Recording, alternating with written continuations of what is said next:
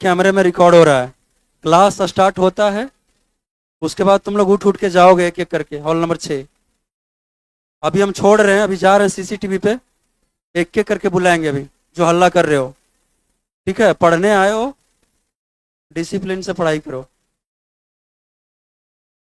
अभी तो हम छोड़ रहे हैं, बट क्लास स्टार्ट होने के बाद कटघरे में आओगे अभी।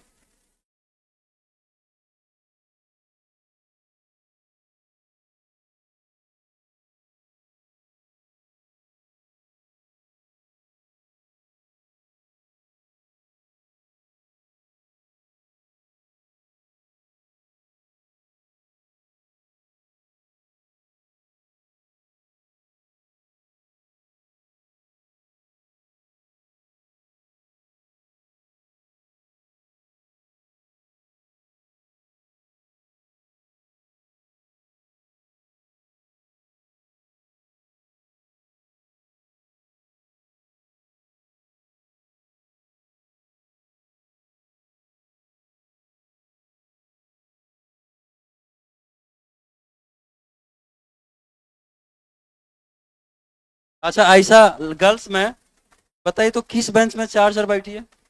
5 बैठने के लिए बोले हैं, बेझिझक बताइए, बिना डर भय का। किस बेंच में 4 बैठी है? जहां जहां बैठी है वहां बैठा लो 5 5, ने पूरा बेंच खाली करवा देंगे।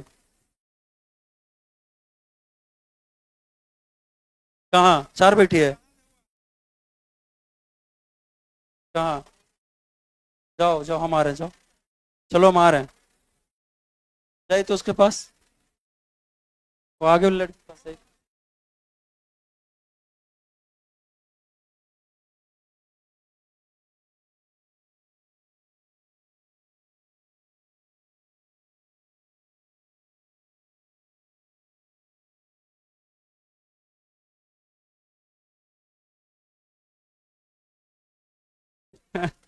बैठो बैठो पीछे वाले, सारे पीछे वाले बच्चे बैठेंगे पहले, सबसे पहले नीचे बैठ जाओ बेटा, नीचे बैठा रहे, बैठा रहे।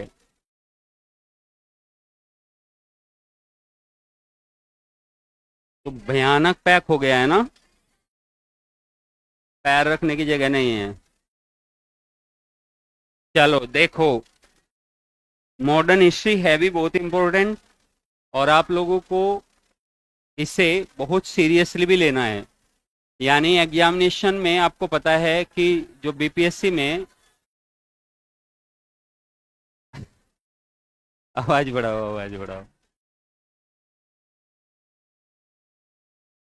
जय हिंद, जय हिंद। अब देखना आवाज आ रही है क्या, आ रही है? पीछे तक आ रही है? नहीं आ रही है? और बढ़ाओ, और बढ़ाओ। तब तक बढ़ाते रहिए जब तक आए ना पीछे। तो ये बेटा दरवाजे पर है, ये अंदर आओ इधर, इनको यहाँ यहाँ बैठाओ, इनके इनको नीचे, इधर इधर बैठो बेटा, जल्दी आओ, आ जाओ, सारे आ जाओ, रामलाल, नथुलाल, मंगरूलाल।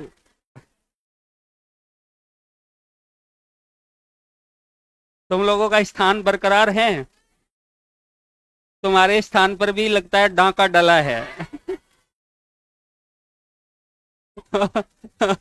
ये ये लोग, ये सामने वाली सीट जो 6 नंबर बैच में रहती थी पैक पूरे तरीके से, वो अभी अब थोड़ा इधर इधर खिसक गए हैं। एडजस्ट करो, वे भी आप लोगों के भाई है ना। समय पर सिलेबस पूरा करने के लिए अनिवार्य था ये, क्योंकि क्लासेस ज़्यादा जाएगी ना बेटा। जितना मेडाइवल और एंशियंट और मेडाइवल मिलकर क्लासेज हुई है, उतनी क्लासेज केवल मॉडर्न की होंगी। ठीक है, बेहद इंपॉर्टेंट सेगमेंट है। आपने देखा एडीओ के पेपर में थोड़ा सा पैटर्न भी बदला है, तो पैटर्न बदला है। तो हम लोग थोड़ा सा, हालांकि हमेशा से ही डेप्थ में रहे हैं, लेकिन हम लोग और थोड़ा डेप्थ जाएंगे, और थोड़ा डेप्थ जाएंगे, ताकि कोई भी प्रश्न इधर से उधर ना हो। ठीक है, बस आपका कोऑपरेशन क्या है, हमारा दायित्व है कि आपको शानदार कंटेंट दें, बहुत एकदम उच्चतम लेवल पर ले जाकर ऐसा बना के छोड़े कि आप लोगों को सब कवर हो जाए। और आपका कोऑपरेट ये है कि प्रतिदिन शांति के साथ इसी तरीके से अध्ययन करना है और सामंजस्य बनाना है। तो पहला पॉइंट नोट करो। तो शोर शराबा ऐसे ही बंद होगा और क्या करोगे। तो ऑनलाइन वाले बच्चों का भी बहुत बहुत स्वागत है, और ये बच्चे भी जो है बहुत ज्यादा होंगे। तो अब देखो, अब सेट हो गए ना पूरे तरीके से। देखो हम बताए रास्ता, यहाँ पर भी बैठते हैं बच्चे, कुछ यहाँ सामने ये जगह है, ठीक है, तो यहाँ भी बैठ सकते हैं। और कुछ स्टूल्स वगैरह देखते हैं, बेटा है कुछ स्टूल है, कुछ मंगवाओ, यदि कहीं रखे हो तो बाहर मंगवाओ मंगवाओ, बैठवाओ इन बच्चों को एक बार। अशोक जी कुछ स्टूल आगे लग जाएंगे, है ना, तो एक बार देख लेते। हाँ हाँ हाँ हाँ, आशीष ले आओ ले आओ ले आओ ले आओ ले आओ ले आओ ले आओ। अरे ये तो कुछ भी नहीं है, मेंस में तो इससे, ठीक है, इस मेंस में इससे ज्यादा अपार भीड़ थी, वो भी कंट्रोल हुआ ना, चीजें कंट्रोल होती है। ये हॉल, इसकी कैपेसिटी आपको देखकर लग रही होगी काफी बड़ी है।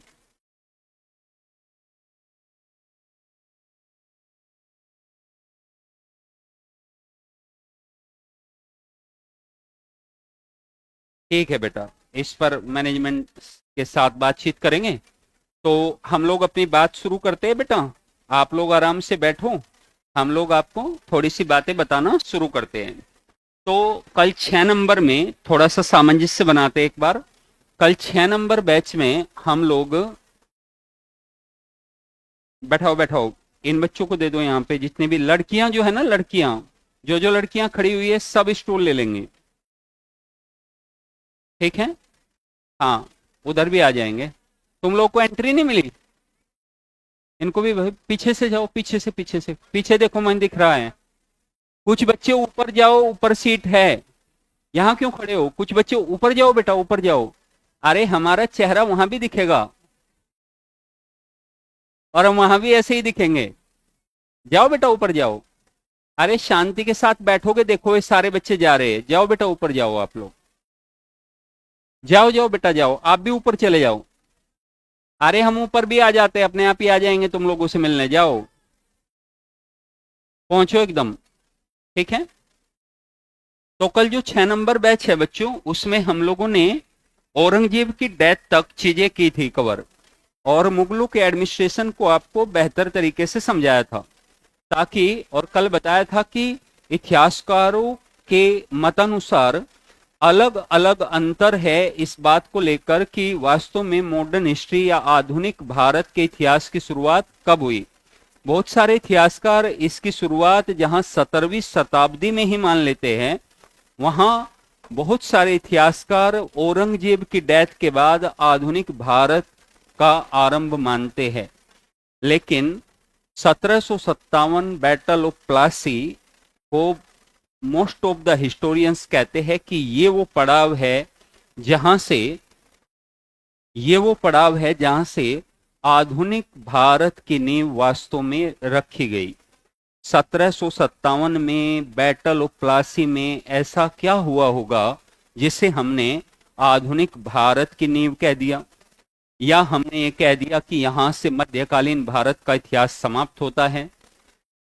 1757 में बैटल ऑफ प्लासी में वास्तव में एक बहुत ही अलग तरह की घटना घटी, और वो ये कि एक ऐसी सभ्यता के लोग जहां नागरिकों को अधिकार और लोकतांत्रिक मूल्यों का आगमन जहां पहले ही आ चुका था, हमसे लगभग 150-200 साल पहले ब्रिटिश वे भारत आए थे, और उनकी राजनीतिक जीत प्रारंभ हुई थी बैटल ऑफ प्लासी से, 1757 में बैटल ऑफ प्लासी।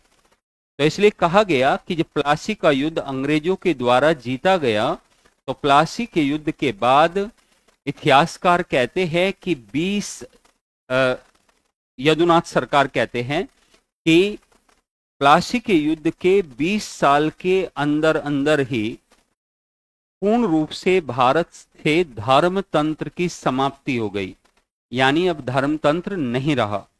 तो आपने देखा था बच्चों की मध्यकालीन भारत क्या है, धर्म तंत्र की शासन व्यवस्था वहां पर है, और प्राचीन काल क्या है, वहां राजतंत्रात्मक स्थिति है।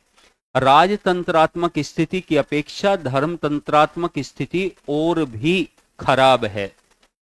उसका कारण यह है कि जहां राजा प्राचीन काल में अशोक, समुद्रगुप्त, चंद्रगुप्त विक्रमादित्य या फिर हर्षवर्धन जैसे राजा जहां अपने एक विशिष्ट धर्म को अपनाकर फिर भी धार्मिक रूप से सहिष्णु बने रहे, आप लोगों को याद है, और उन्होंने कभी भी किसी के धर्म में हस्तक्षेप नहीं किया, और अपना व्यक्तिगत धर्म चाहे उनका कोई भी रहा हो, लेकिन इस बात का उन्होंने हमेशा ध्यान रखा कि दूसरे के धर्म पर आक्षेप ना लगाए जाए और दूसरे के धर्मों का भी आदर उसी तरीके से किया जाना चाहिए। ये राजतंत्रात्मक स्थिति है जो प्राचीन काल को दर्शाती है और प्राचीन काल की धर्मनिरपेक्ष भाव को भी समझाती है। लेकिन मध्यकाल में ऐसा नहीं रहा। मध्यकाल को हमने आपको कई बार बातचीत करते हुए कई बार कहते थे कि यह अंधकार युग है। अंधकार युग का मतलब है जब राजा या शासन व्यवस्था पर धर्म हावी हो जाए, धर्म हावी हो जाए और राजा धर्म के आधार पर निर्णय लेने लगे और प्रजा के साथ धार्मिक आधार पर भेदभाव करने लगे। तो इसका मतलब समझ लेना कि धर्मतंत्र की स्थिति उत्पन्न हो गई है, और ऐसी स्थिति आप जानते हैं भली भांति मध्यकाल में रही थी। मध्यकाल में सल्तनत की स्थापना जैसे ही भारत में होती है, सल्तनत की स्थापना के साथ ही कहीं ना कहीं धर्मतंत्र भी आता है, और राजा का एक पर्टिकुलर धर्म है। सबसे बड़ी बात है, राजा अन्य धर्मों में हस्तक्षेप करता है। मुगल काल में भी स्थिति, यदि अकबर जैसे सहिष्णु शासक की स्थिति को छोड़ दिया जाए तो अन्य शासक भी इस धारा में बहते हुए दिखाई देते हैं। बाबर ने भले ही जिहाद की बात कही हो और बाबर ने जिहाद की बात की हो और जहांगीर ने गाय को कटवाकर जश्न मनवाया हो, शाहजहां ने राजपूतों की तिलक परंपरा को बंद कर दिया हो, या औरंगजेब ने दारुल हर्ब के स्थान पर दारुल इस्लाम को स्थापित करने की बात कही हो, जो हमें धर्मतंत्र को ही बताती है। प्यारे बच्चों, आधुनिक भारत का मतलब है अब तक की नवीनतम शासन व्यवस्था, अब तक के नवीनतम मूल्य, अब तक के नवीनतम मूल्य जो ना प्राचीन काल में थे ना मध्यकाल में थे। यानी आधुनिक काल में आप उन मूल्यों का विकास देखोगे, उन लोकतांत्रिक विचारों को देखोगे जो इससे पहले आपने कभी नहीं देखे। आपने कॉमन लैंग्वेज में, आम भाषा में एक बात को समझा होगा, लोग कहते हैं अरे ये तो बड़ा आधुनिक है, आधुनिक है, ये तो बड़ा मॉडर्न है ना, बड़ा मॉडर्न विचारों का है। कभी कभी तो ऐसे ही हम कोई वस्त्र पहनकर जा रहा है, कोई बहुत ही छोटे वस्त्र भी पहनकर घूम रहा है, तो हम कहेंगे बड़ा मॉडर्न है। बट क्या बच्चों वस्त्रों से आप ये पता लगा पाओगे कि कोई आधुनिक है? नहीं। केवल वस्त्र इस बात का परिचायक नहीं हो सकते कि आप आधुनिक है, बल्कि आपकी विचारधारा, आपके सोचने का तरीका, आप जिन मूल्यों को जी रहे हो, जिस व्यवस्था को जी रहे हो, वो आधुनिक काल को इंगित करता है, वो आधुनिकता को इंगित करता है। तो जब औरंगजेब की डेथ हुई, अब हम थोड़ा सा प्लासी के युद्ध से पीछे जाते हैं।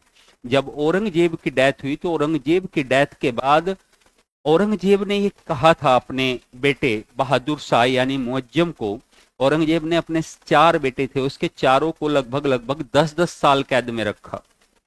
कहते हैं जब औरंगजेब का अंतिम समय आया, ये बात है लगभग 1697 के आसपास की, 1707 में औरंगजेब मरा, तो उसने अपने बेटे मुअज्जम से कहा, जो कि अगला मुगल बादशाह बहादुर शाह बनने वाला है, उससे कहा कि मेरे शासन के समाप्त होने के बाद तुम लोग इस शासन व्यवस्था को संभाल नहीं पाओगे, और लगभग 5 वर्ष के अंदर ही, देखिए औरंगजेब भविष्यवक्ता भी था कहते हैं, 5 वर्षों के अंदर ही मुगल साम्राज्य का पतन प्रारंभ हो जाएगा। ये औरंगजेब के शब्द है। औरंगजेब की डेथ के बाद वास्तव में पतन प्रारंभ हो गया। शासन व्यवस्था चरमराने लगी, आर्थिक व्यवस्था कमजोर होने लगी, राज्यों का विखंडन प्रारंभ हो गया, स्वतंत्र राज्यों की स्थिति उत्पन्न होने लगी। और ये सारे ऐसे चीजें थी जो एक युग की समाप्ति की गवाही दे रही थी और दूसरे युग के प्रारंभ की बात कर रही थी। यही है आधुनिक भारत की शुरुआत। तो हम प्लासी के युद्ध से आधुनिक भारत की शुरुआत नहीं करेंगे, बल्कि हम शुरुआत करेंगे औरंगजेब की डेथ के बाद से। क्योंकि बच्चों 1707 से 1757, अरे बेटा आपको स्टूल नहीं मिला? रुको रुको एक मिनट भाई, उसको यार वहां से बेटा एक कोई स्टूल दो उठा के। वहां 2-3 बच्चे खड़े हुए, बस बाकी सब सेट हो गए, यही 2-3 हैं। तो 1707 से 50 साल के अंदर ऐसी कौन सी व्यवस्था आई, 50 साल के अंदर ऐसी कौन सी व्यवस्था आई जिससे कि ये लगने लगा कि वास्तव में आधुनिक काल 1757 1707 इन बीच के 50 सालों में 7 से 57 के बीच में ऐसी क्या स्थिति पैदा हुई? बहुत बड़े बड़े परिवर्तन देखने को मिले, बहुत बड़े बड़े, चाहे वह स्वतंत्र राज्यों का उदय हो या फिर मुगलों का धाराशायी होना, चाहे नादिर शाह का आक्रमण हो या फिर अहमद शाह अब्दाली का आक्रमण होना। ये सब वे मुद्दे थे, या फिर ब्रिटिशों को दस्तक प्रणाली के अधिकार मिलना, ये वे सब मुद्दे थे जो एक युग की समाप्ति की बात कर रहे थे और दूसरे युग के प्रारंभ की बात कर रहे थे। तो 1707 से हम आधुनिक भारत की शुरुआत मानेंगे, पहली बात। दूसरी बात बच्चों, हम ये जानेंगे कि आधुनिक को, सबसे पहले कि आधुनिक को वास्तव में आधुनिक कहा क्यों जाए, आधुनिक को वास्तव में आधुनिक कहा क्यों जाए। ठीक है, तो हमें यह समझना है आखिर आधुनिक भारत का इतिहास क्या है। आधुनिक काल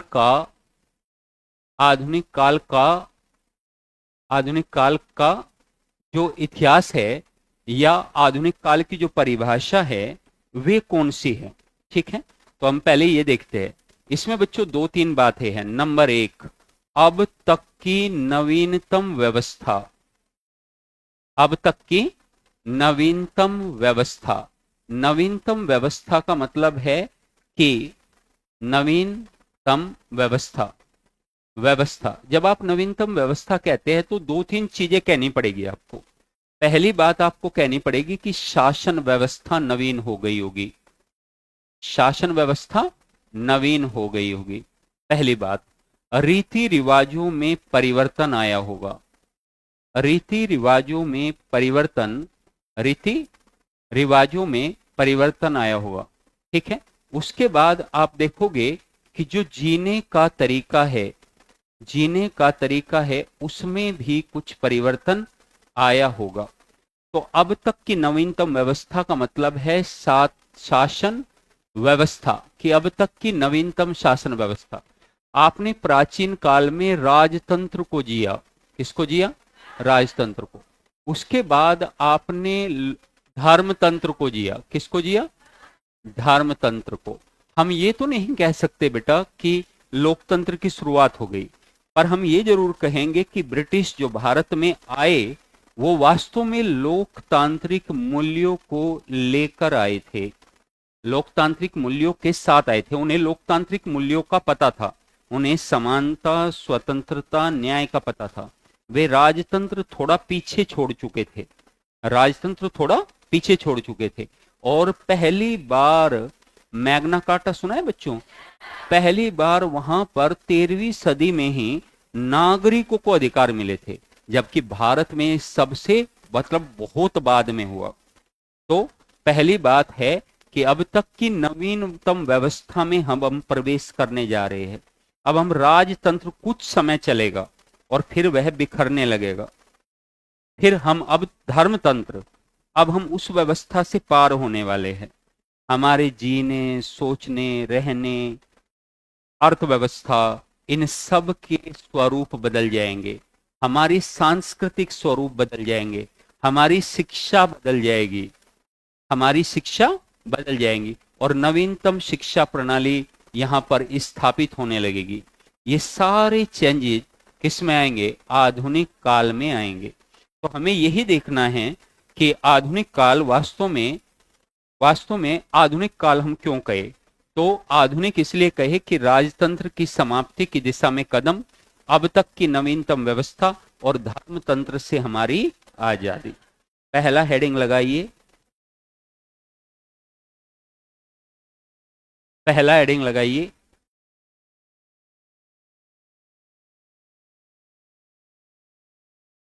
आधुनिक भारत का इतिहास।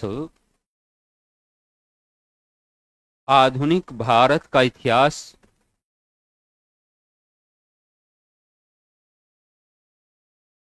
कोमा एक महत्वपूर्ण परिवर्तन क्यों? आधुनिक भारत का इतिहास एक महत्वपूर्ण परिवर्तन क्यों? एक महत्वपूर्ण परिवर्तन क्यों? एक महत्वपूर्ण परिवर्तन क्यों? एक महत्वपूर्ण परिवर्तन क्यों? लिखिए, इतिहासकारों के अनुसार, इतिहासकारों के अनुसार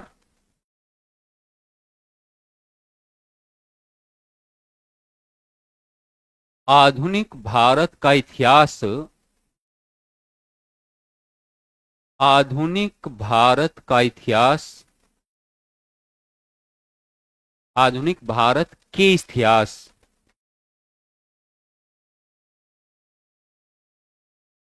के समय को लेकर एक मतता, इतिहास के समय को लेकर एक मतता, एक मत होना, एक मतता दिखाई नहीं देती, दिखाई नहीं देती, एक मतता दिखाई नहीं देती। कुछ इतिहासकार जहां, कुछ इतिहासकार जहां औरंगजेब की मृत्यु के पश्चात ही, औरंगजेब की मृत्यु के पश्चात ही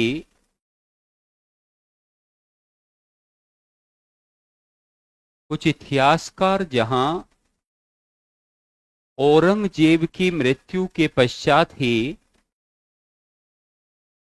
आधुनिक भारत का प्रारंभ मानते हैं, मृत्यु के पश्चात ही आधुनिक भारत का प्रारंभ मानते हैं, आधुनिक भारत का प्रारंभ मानते हैं, वहीं वहीं कुछ अन्य इतिहासकार, वहीं कुछ अन्य इतिहासकार प्लासी के युद्ध के बाद,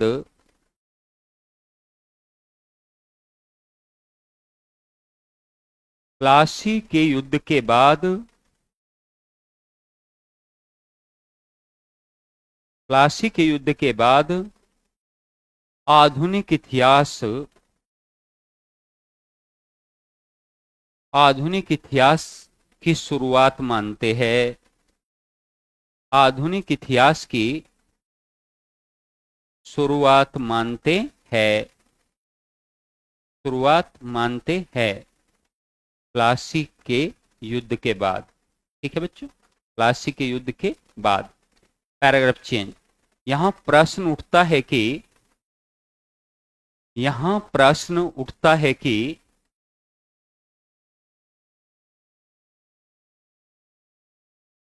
उठता है कि 1707 से 1947 तक के काल को 1707 से 1947 तक के काल को आधुनिक भारत क्यों कहा जाए? आधुनिक भारत क्यों कहा जाए? आधुनिक भारत क्यों कहा जाए? हाइफन देकर क्यों कहा जाए?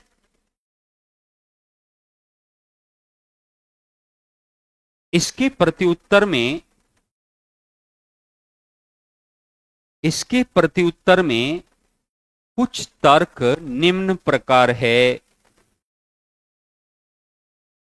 इसके प्रत्युत्तर में, ये भी होना था क्या? इसके प्रत्युत्तर में कुछ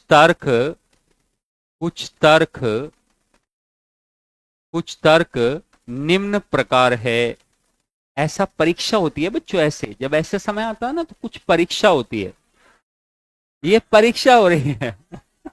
ये देखो, तुम सोच रहे हो हम तुम्हें बहका रहे हैं, ये सच्ची बात है। कुछ तर्क, नंबर एक, इस लाइट को बंद कर देना, इस लाइट को।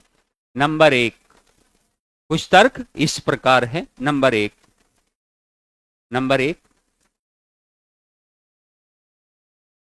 आधुनिक काल में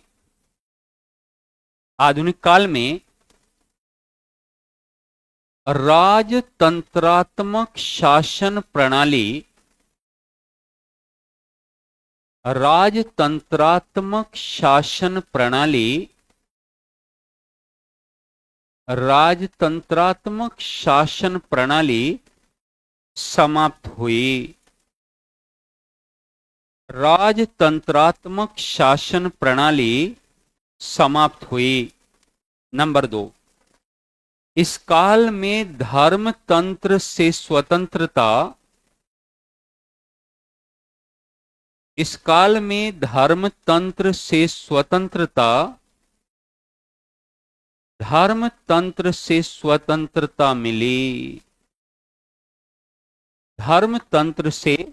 स्वतंत्रता मिली।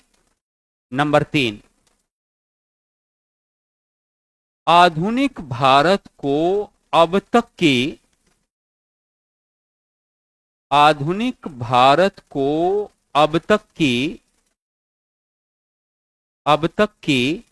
नवीनतम व्यवस्था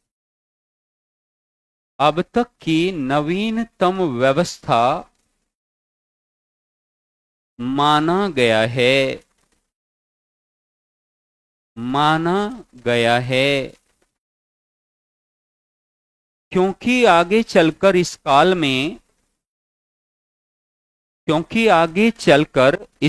में लोकतांत्रिक मूल्यों का विकास।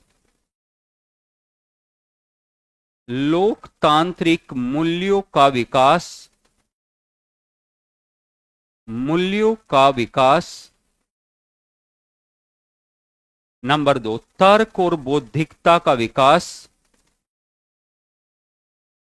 लोकतांत्रिक मूल्यों का विकास, इसी में हाइफन देके, तर्क और बौद्धिकता का विकास,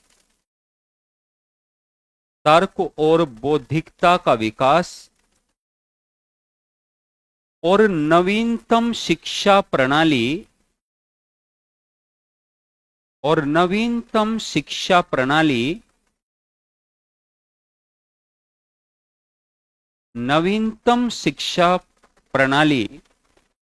इत्यादि का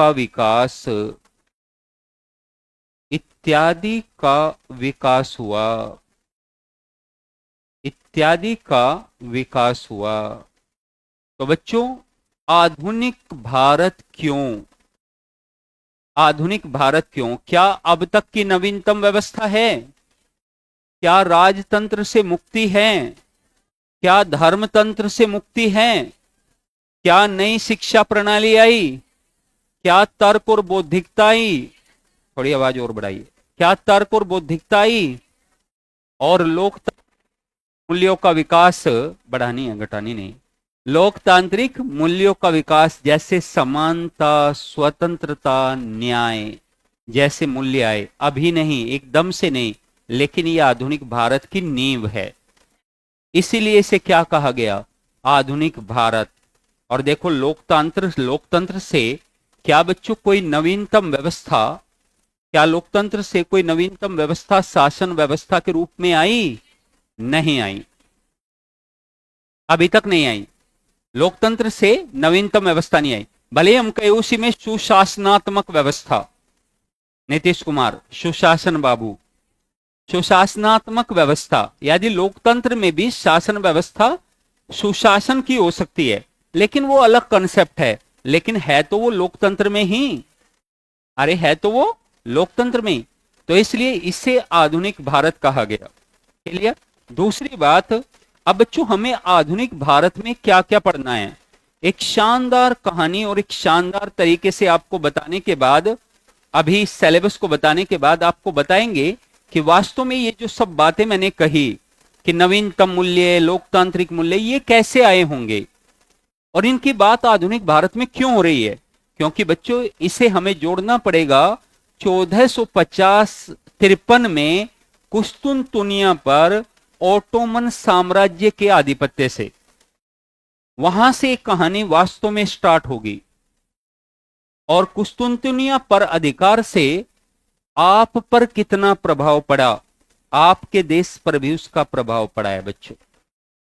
तभी तो कंपनी, यूरोपीय कंपनीज भारत आई जब कुस्तुनतुनिया पर अधिकार हुआ, नहीं तो शायद समुद्री मार्ग केप ऑफ गुड होप खोजा भी ना जाता, खोजा भी ना जाता। ठीक है, तो ये एक रीजन रहा। ठीक है बेटा, ठीक है बेटा, यानी खोजा भी ना जाता। तो अब यहां पर एक चीज समझिए कि ये जो स्थिति है बच्चों कि आधुनिक भारत का सिलेबस को हम कैसे समझेंगे, आधुनिक भारत का सिलेबस या उस पाठ्यक्रम को हम कैसे समझेंगे, इसको पाठ्यक्रम को कैसे समझेंगे, इसे हम कहेंगे syllabus of modern India, syllabus of modern India. Modern India का पाठ्यक्रम बच्चों हमें कैसे समझना है, एक एक करके। अरे एक आध दिन की समस्या है, ये ठीक हो जाएगा अपने आप ही। आप लोग परेशान बिल्कुल मत हो। ऐसा शुरू शुरू में आपको ऐसा लगेगा, लेकिन धीरे धीरे तुम नॉर्मल होते चले जाओगे। ठीक है? तो यहां पर देखो, सिलेबस में सबसे पहला टॉपिक, आप हेडिंग लगाओ आधुनिक भारत का पाठ्यक्रम, syllabus of modern India, syllabus of modern India, आधुनिक भारत का सिलेबस या सिलेबस ऑफ मॉडर्न इंडिया, आधुनिक भारत का पाठ्यक्रम।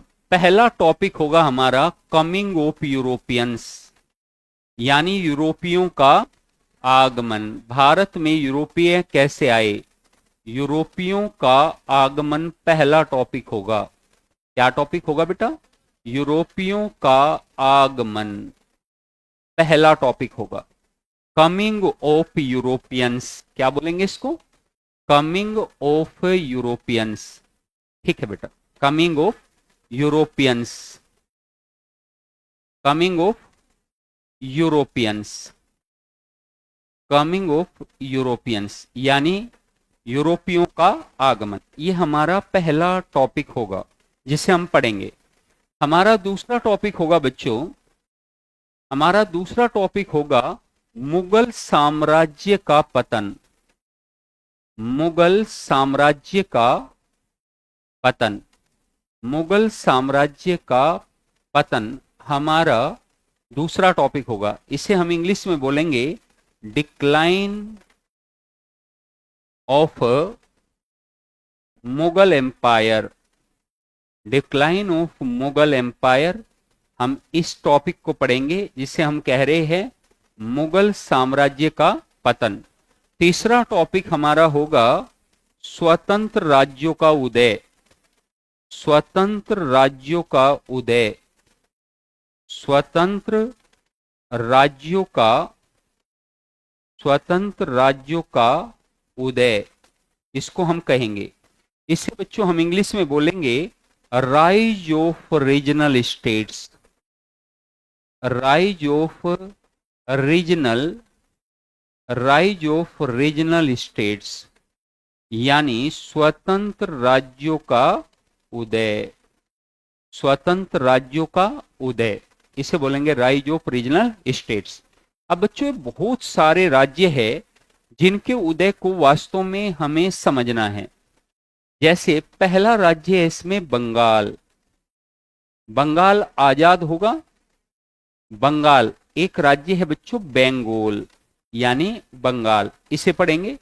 दूसरा राज्य है बच्चों मराठा, मराठा यानी इसको हम कहेंगे मराठाज, क्या बोलेंगे, मराठाज। तीसरा राज्य है मेरे बच्चों अवध, क्या है, अवध।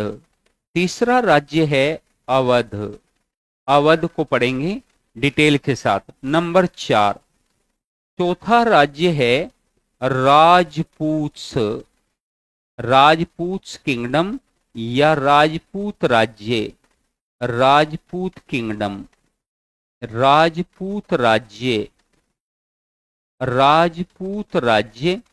उसके बाद पांचवा टॉपिक होगा जिसका नाम है जाट किंगडम, जाट किंगडम यानी जाट राज्य, जाट राज्य, जाट राज्य।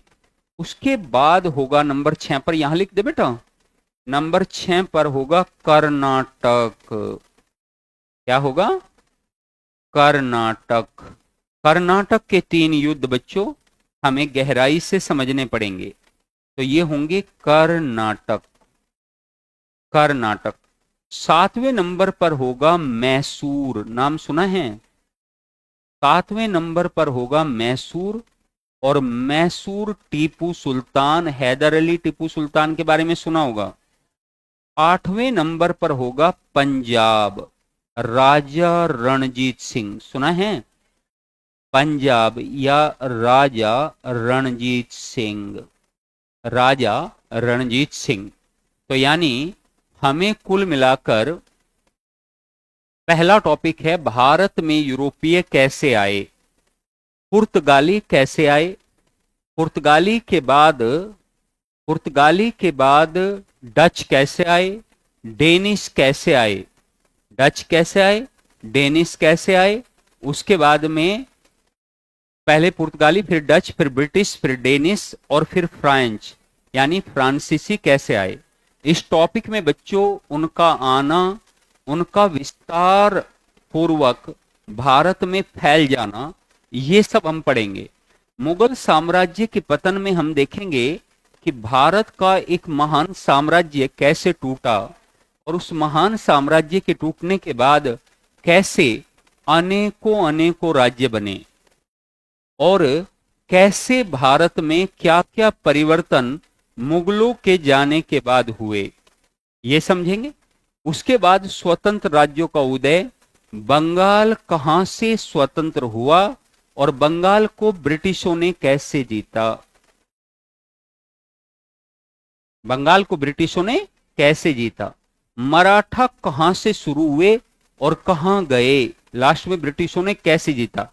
क्योंकि बच्चों मुगलों के टूटने के बाद तो ये छोटे छोटे राज्य बने और ये छोटे छोटे राज्य जब खत्म होंगे तो आज का भारत बनेगा जो ब्रिटिशों ने हमें दिया 1947 में।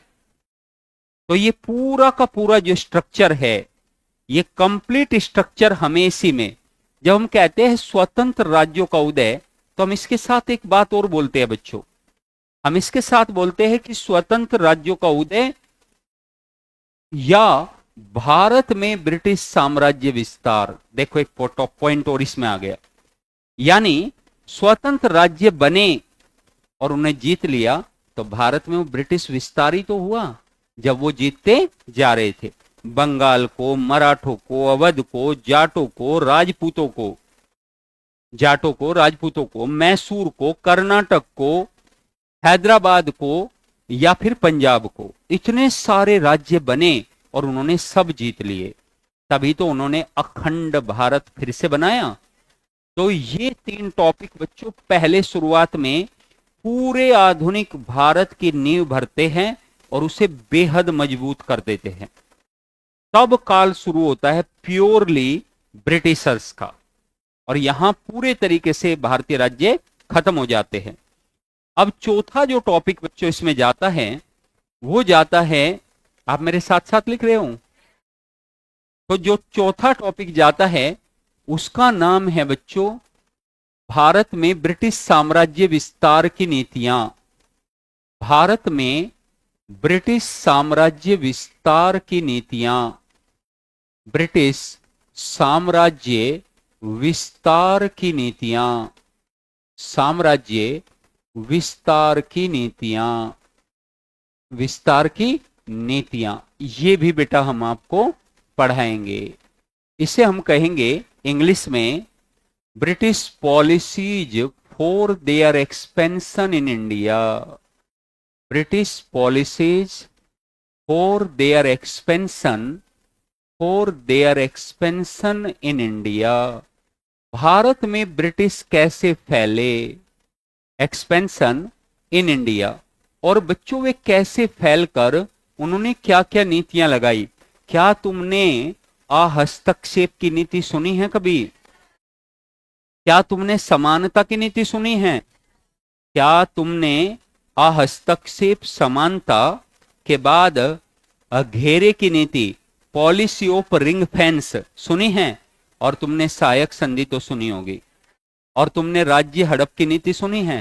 ये सब नीतियां वही तो है कि किसने कैसे लगाई भारत में और कैसे भारत को उन्होंने नियंत्रित कर लिया। क्या कर लिया? इसके बाद बच्चों एक शानदार टॉपिक पढ़ेंगे जो मेंस और प्री का एक ही साथ पढ़ना होता है, और वो है Indian economy under British rule, या ब्रिटिश शासन के अंतर्गत भारतीय अर्थव्यवस्था। महालवाड़ी, जमींदारी, रैयतवाड़ी सुना है? तो इस टॉपिक का नाम होगा ब्रिटिश शासन के अंतर्गत, ब्रिटिश शासन के अंतर्गत भारतीय अर्थव्यवस्था, अंतर्गत भारतीय, अंतर्गत भारतीय अर्थव्यवस्था, भारतीय अर्थव्यवस्था। इसे बेटा इंग्लिश में कहेंगे, इसको इंग्लिश में कहेंगे Indian economy, Indian economy under, under British rule, under British rule, under British rule. हम ये समझेंगे बच्चों ब्रिटिश शासन के अंतर्गत भारत की अर्थव्यवस्था कैसी रही। समझ में आया? इसके बाद हम पढ़ेंगे रिवोल्ट्स, यानी ब्रिटिश शासन के खिलाफ जो भारत में विद्रोह हुए, तो हम पढ़ेंगे अपराइजिंग्स अगेंस्ट ब्रिटिश रूल, या ब्रिटिश शासन के विरुद्ध भारतीय विद्रोह। क्या पढ़ेंगे? ब्रिटिश शासन के विरुद्ध भारतीय विद्रोह, जिन्हें हम कई भागों में बांटेंगे। ब्रिटिश शासन के विरुद्ध, ब्रिटिश शासन के विरुद्ध भारतीय विद्रोह। बहुत विद्रोह हुए मेरे बच्चों। अरे उन्होंने पूरा भारत जीत लिया, उन्होंने पूरी इकोनॉमी को खंडित खंडित कर दिया, उन्होंने भारत में किसानों का शोषण, मजदूरों का शोषण, व्यापारियों का शोषण, कारीगरों का शोषण, सैनिकों का शोषण, सबका शोषण किया। तो क्या विद्रोह नहीं हो गए? बड़े बड़े विद्रोह हुए। आपको पता है ब्रिटिश शासन के खिलाफ 100 से भी ज्यादा विद्रोह भारत में हुए, जिसमें जनजातीय, सामाजिक, राजनीतिक, धार्मिक विद्रोह, जनजातीय विद्रोह, और मेरे प्यारे बच्चों भारतीय राजाओं के विद्रोह। भारतीय राजा भी तो विद्रोह करेंगे। बेगम हजरत महल, अवध पर कुशासन का आरोप लगाकर डलहौजी ने हड़प लिया, तो बेगम हजरत महल ने उसके खिलाफ क्या किया? विद्रोह किया। ऐसे अलग अलग तरीके के बहुत विद्रोह हुए। तो ब्रिटिश शासन के विरुद्ध भारतीय विद्रोह, भारतीय विद्रोह, भारतीय विद्रोह। अब बेटा इसको हम 3 खंडों में बांट सकते हैं। यह विद्रोह कितने खंडों में? 3-4 खंडों में बटेंगे। पहला जैसे है बच्चों, इसका मतलब है राजनीतिक धार्मिक विद्रोह।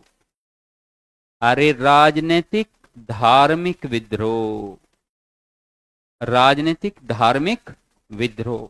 अब तुम्हारे मन में चल रहा होगा कि सर जैसे जैसे मेरे बच्चों वहाबी, जैसे सन्यासी, जैसे पागलपंथी, जैसे कूका, जैसे कूका। तो पागलपंथी, सन्यासी, कूका, ये सब विद्रोह, वहाबी, ये सब आंदोलन हैं राजनीतिक धार्मिक आंदोलन। बोलो यस और नो। भारतीय राजाओं के द्वारा किए गए विद्रोह, भारतीय राजाओं के विद्रोह, के विद्रोह।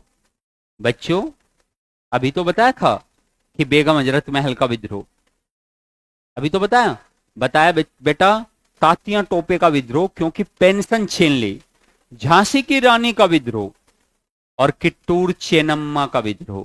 कर्नाटक में हुआ ये किट्टूर चेन्नम्मा का विद्रोह। तो भारतीय राजाओं के भी विद्रोह हुए मेरे बच्चों। साथ में भारतीय शासकों के आश्रितों के विद्रोह, भारतीय शासकों के, अब तक नहीं पढ़े होंगे आपने, भारतीय शासकों के आश्रितों के विद्रोह। आश्रित कौन है? आश्रितों के विद्रोह। इसका मतलब समझ लो मेरे बच्चों, इसका मतलब है dependents of deposed Indian rulers, revolts of dependents of deposed rulers. यानी जो शासक गद्दी से हटा दिए और उनके यहां जो नौकरी लोग करते थे, जैसे शासक थे, सैनिक थे, कोई भी व्यक्ति था, उसका क्या करोगे बच्चों? उसका क्या करोगे? वे बेचारे कहां जाएंगे? जैसे गडकरी, नितिन गडकरी। गडकरी कौन है? गडकरी वे अधिकारी है मराठों के जो पीढ़ियों दर पीढ़ियों उन्हीं की नौकरी करते हैं। जैसे सावंतवादी, गडकरी सावंतवादी, रामोसी मराठों के नौकर। अरे जब मराठों का राज्य नहीं रहा तो ये बेरोजगार होंगे कि नहीं होंगे? तो ब्रिटिश सरकार को इन्होंने कहा हमें रोजगार दो। ब्रिटिश सरकार इन्हें रोजगार नहीं दे पाई तो सबने संगठित होकर क्या कर दिया? विद्रोह।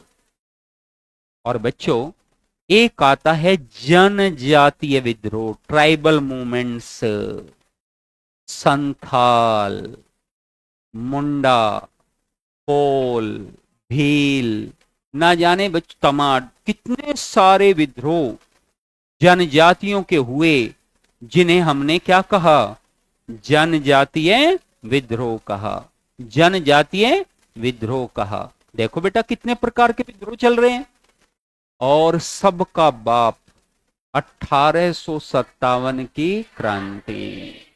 तो 7वां टॉपिक हमारा जाएगा द रिवोल्ट ऑफ 1857। इसकी भी इंग्लिश लिख दें जब सभी की लिख रहे हैं। Uprisings, Indian uprisings. बेटा इससे बड़ा कैसे लिखे? Indian uprisings against British rule, against British rule, British शासन के विरुद्ध भारतीय विद्रोह। क्लियर हुआ? ये बन गया।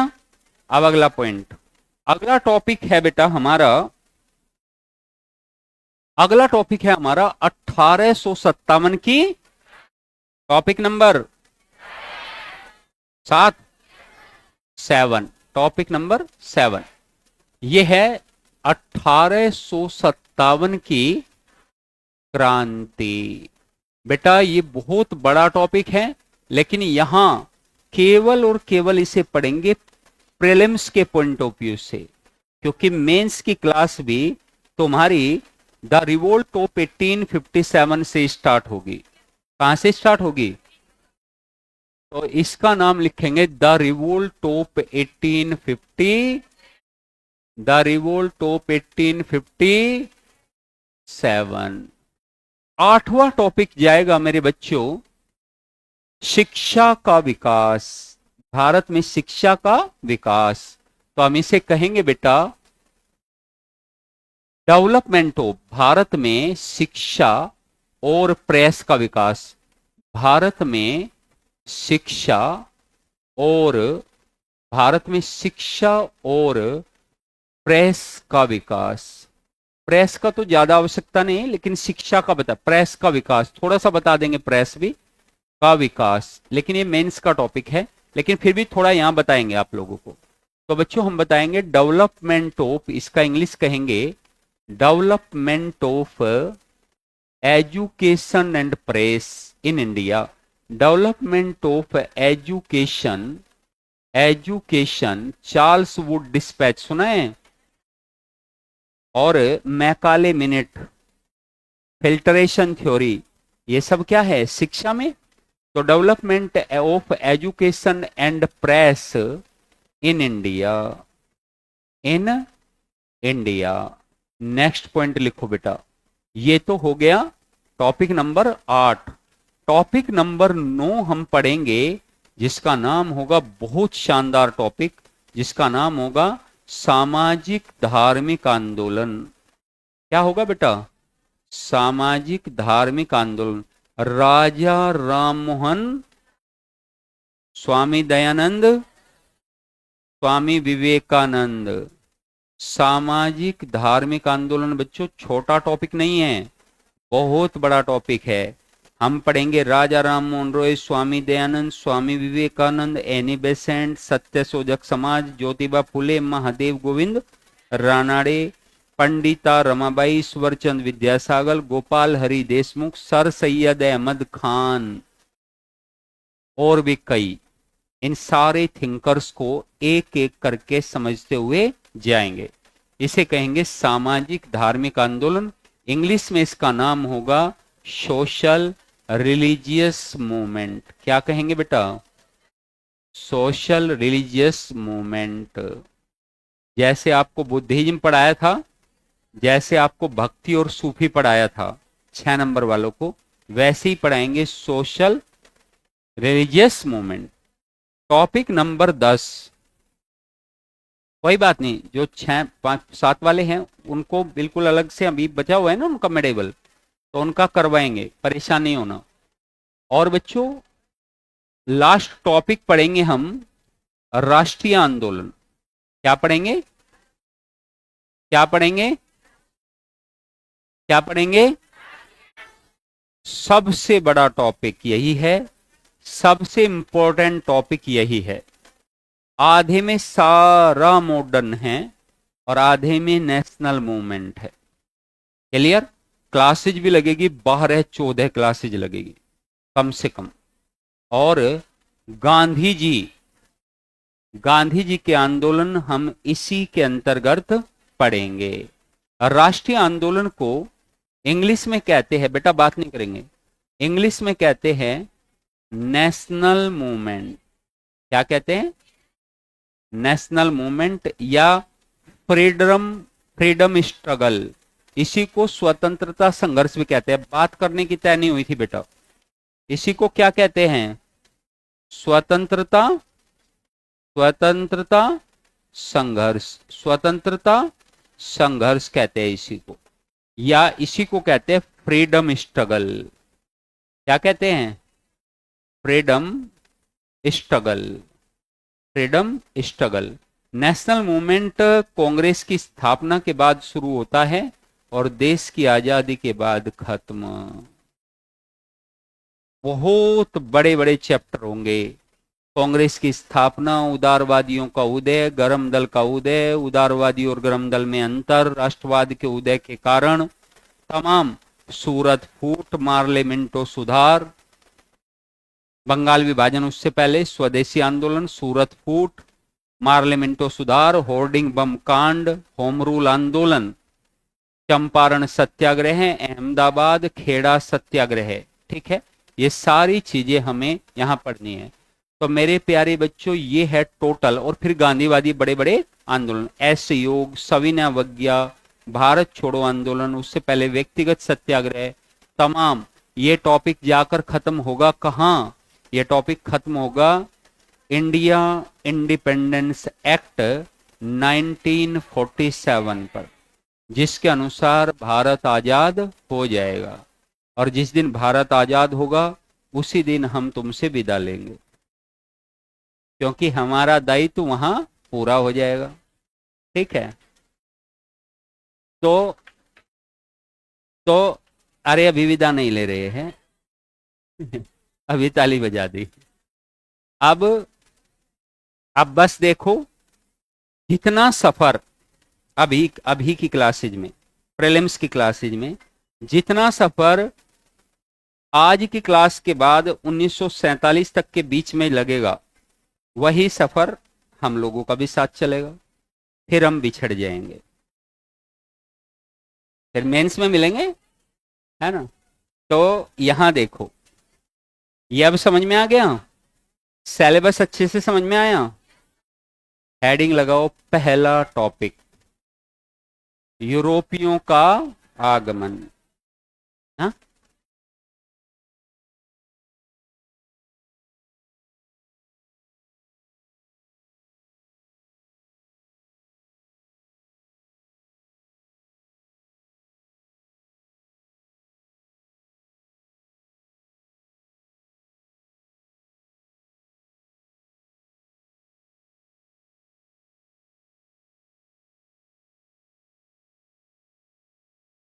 नहीं है तो बेटा आपको ना स्टूल पे ही काम चलाना पड़ेगा।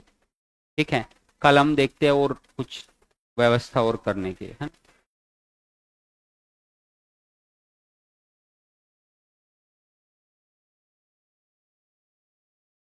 ये सिलेबस बेटा लिखा हुआ भी है, हमें कुछ सुनाई नहीं दे रहा है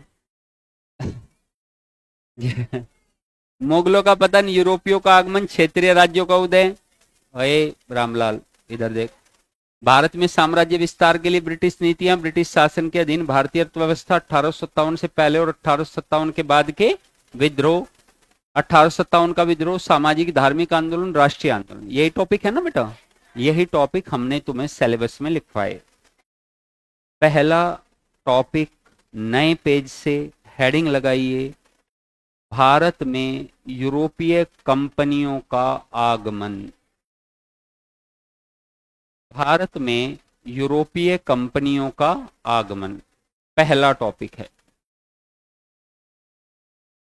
भारत में यूरोपीय कंपनियों का आगमन।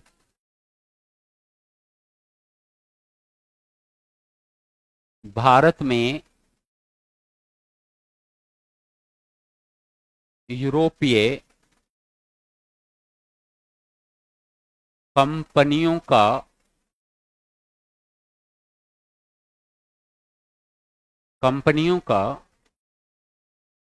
सॉरी कंपनियों का आगमन। कंपनियों का आगमन, आगमन इसको बोलेंगे कमिंग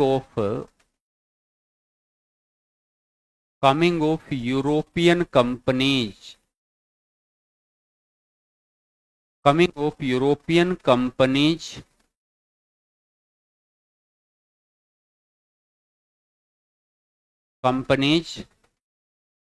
इन इंडिया।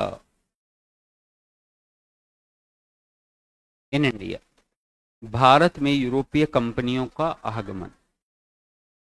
लेकिन बच्चों, ये आगमन से पहले आपको आपको चलना पड़ेगा बच्चों मध्य एशिया। मध्य एशिया में दो साम्राज्यों के बीच की घटना को हमें समझना होगा और हमें देखना होगा कि उस घटना में भारत में यूरोपीय कंपनी के आगमन में कौन सी सहायक भूमिका निभाई। ठीक है, तो एक छोटी सी स्टोरी है, वो हम समझेंगे। दुनिया का सबसे महानतम साम्राज्य है रोमन साम्राज्य। वहां से कहानी शुरू होती है। रोमन साम्राज्य, अब ध्यान से सुनेंगे बस, ठीक है, अभी लिखेंगे कुछ नहीं। रोमन साम्राज्य, और बेटा बात बिल्कुल नहीं करेंगे, ठीक है, नहीं तो सीक्वेंस समझ में आएगा नहीं आप लोगों को। ठीक है, जो रोमन साम्राज्य है दुनिया का सबसे लंबे समय तक चलने वाला साम्राज्य है बच्चों। रोमन साम्राज्य के दो भाग है बेटा, जिसमें से एक भाग है रोमन साम्राज्य का जिसका नाम है पश्चिमी भाग। पश्चिमी भाग, ये एक भाग है बेटा। दूसरा भाग है बेटा रोमन साम्राज्य का जिसको हम कहते हैं पूर्वी भाग। पूर्वी भाग, पूर्वी भाग को ही हम कहते हैं बाइजेंटाइन एम्पायर, इसको बोलते हैं। क्या बोलते हैं? बाइजेंटाइन, बाइजेंटाइन एम्पायर, साम्राज्य। बेटा बहुत ध्यान से सुनते जाएंगे बस। इसकी पूर्व में राजधानी, पश्चिम भाग में रोम राजधानी है, और ये साम्राज्य ईसा की पहली शताब्दी में आकर खत्म हो गया, जो 5वीं शताब्दी ईसा पूर्व में स्थापित हुआ था। कुछ इतिहासकार तो इससे भी पहले बताते हैं, इससे पहले भी यह साम्राज्य था। 7th सेंचुरी बीसी से यह राज्य स्थापित हुआ। और रोमन साम्राज्य का जो पश्चिमी भाग है, जो रोम, बच्चों जानते हो रोम, रोम जहां पर, हां, जहां राजधानी रही है, वो कहते हैं पश्चिमी रोमन साम्राज्य की राजधानी रही है। लेकिन बच्चों ये साम्राज्य समाप्त हो जाता है ईसा की पहली शताब्दी में, और लेकिन पश्चिमी रोमन साम्राज्य अभी भी, पूर्वी रोमन साम्राज्य अभी भी चलता है। यह अभी भी चलता हुआ दिखाई देता है। पूर्वी भाग की राजधानी है कुस्तुनतुनिया। क्या है बेटा? कुस्तुनतुनिया। ये राजधानी है कहां की? पूर्वी भाग की। और ये क्षेत्र है तुर्की का। इसका क्षेत्र है तुर्की का। कुस्तुनतुनिया, इस्तांबुल सुना है? बस वही कुस्तुनतुनिया। तो यहां पर बाइजेंटाइन साम्राज्य है, पूर्वी भाग की राजधानी है, यहां पर यही एम्पायर चल रहा है। और इस साम्राज्य के अंतर्गत भारत और दक्षिण एशिया के साथ व्यापार भी फल फूल रहा है, क्योंकि ऊपर से स्थल और जल मार्ग दोनों भागों से व्यापार लगातार दक्षिण एशियाई देशों के साथ हो रहा है। और इससे रोमन साम्राज्य या बाइजेंटाइन साम्राज्य को किसी भी तरह की कोई तकलीफ नहीं है। लेकिन बच्चों 13वीं 14वीं शताब्दी में एक साम्राज्य का उत्थान हुआ। 13वीं 14वीं शताब्दी में एक साम्राज्य का उत्थान हुआ जिसका नाम है उस्मानिया। उस्मानिया सल्तनत। क्या है बेटा? उस्मानिया सल्तनत। ये जो उस्मानिया सल्तनत है, ये अपना साम्राज्य विस्तार Afghanistan, Iran, Iraq, Saudi Arabia और दूसरे देशों तक इसका विस्तार फैल रहा है। विस्तार होते होते ये यहां तक विस्तार के क्रम में पहुंच गई। उस्मानिया साम्राज्य इस समय बाइजेंटाइन साम्राज्य से भी बड़ा था और वह कुस्तुनतुनिया पर अधिकार करना चाहता था। किस पर? कुस्तुनतुनिया पर। उसका कारण था कि यदि वो कुस्तुनतुनिया पर अधिकार कर लेगा तो उसे एक सबसे बड़ा लाभ ये होगा कि जो व्यापार के सारे रूट है, ऊपर वाले जितने भी रूट है जो यूरोप को सीधा एशिया से जोड़ देते हैं, उन सब पर उनका अधिकार हो जाएगा। और व्यापार पर अधिकार होने का मतलब है कि इतने बड़े साम्राज्य का भरण पोषण यदि व्यापार ना हो तो कैसे चलेगा? तो व्यापार का उत्थान होना अनिवार्य है।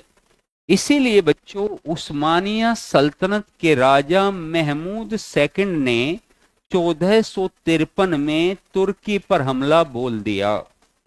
महमूद सेकंड, तो 1453 की बात है जब 1453 में उस्मानिया सल्तनत के महमूद सेकंड ने कुस्तुनतुनिया पर अधिकार कर लिया। और बच्चों, ये अधिकार होने के बाद अधिकार किया, और ये अधिकार होने के बाद रोमन साम्राज्य, जिसे बाइजेंटाइन साम्राज्य कहा जाता था, उसका अंत यहीं हुआ 1453 में ही। रोमन साम्राज्य का अंत। और यहां पर जो नया साम्राज्य अस्तित्व में आया उसको एक नया नाम मिला, ऑटोमन एम्पायर। क्या नाम मिला? Ottoman empire. और बच्चों, तुर्की पर स्थापित हो गया ऑटोमन एम्पायर, ऑटोमन साम्राज्य। क्या हो गया बेटा?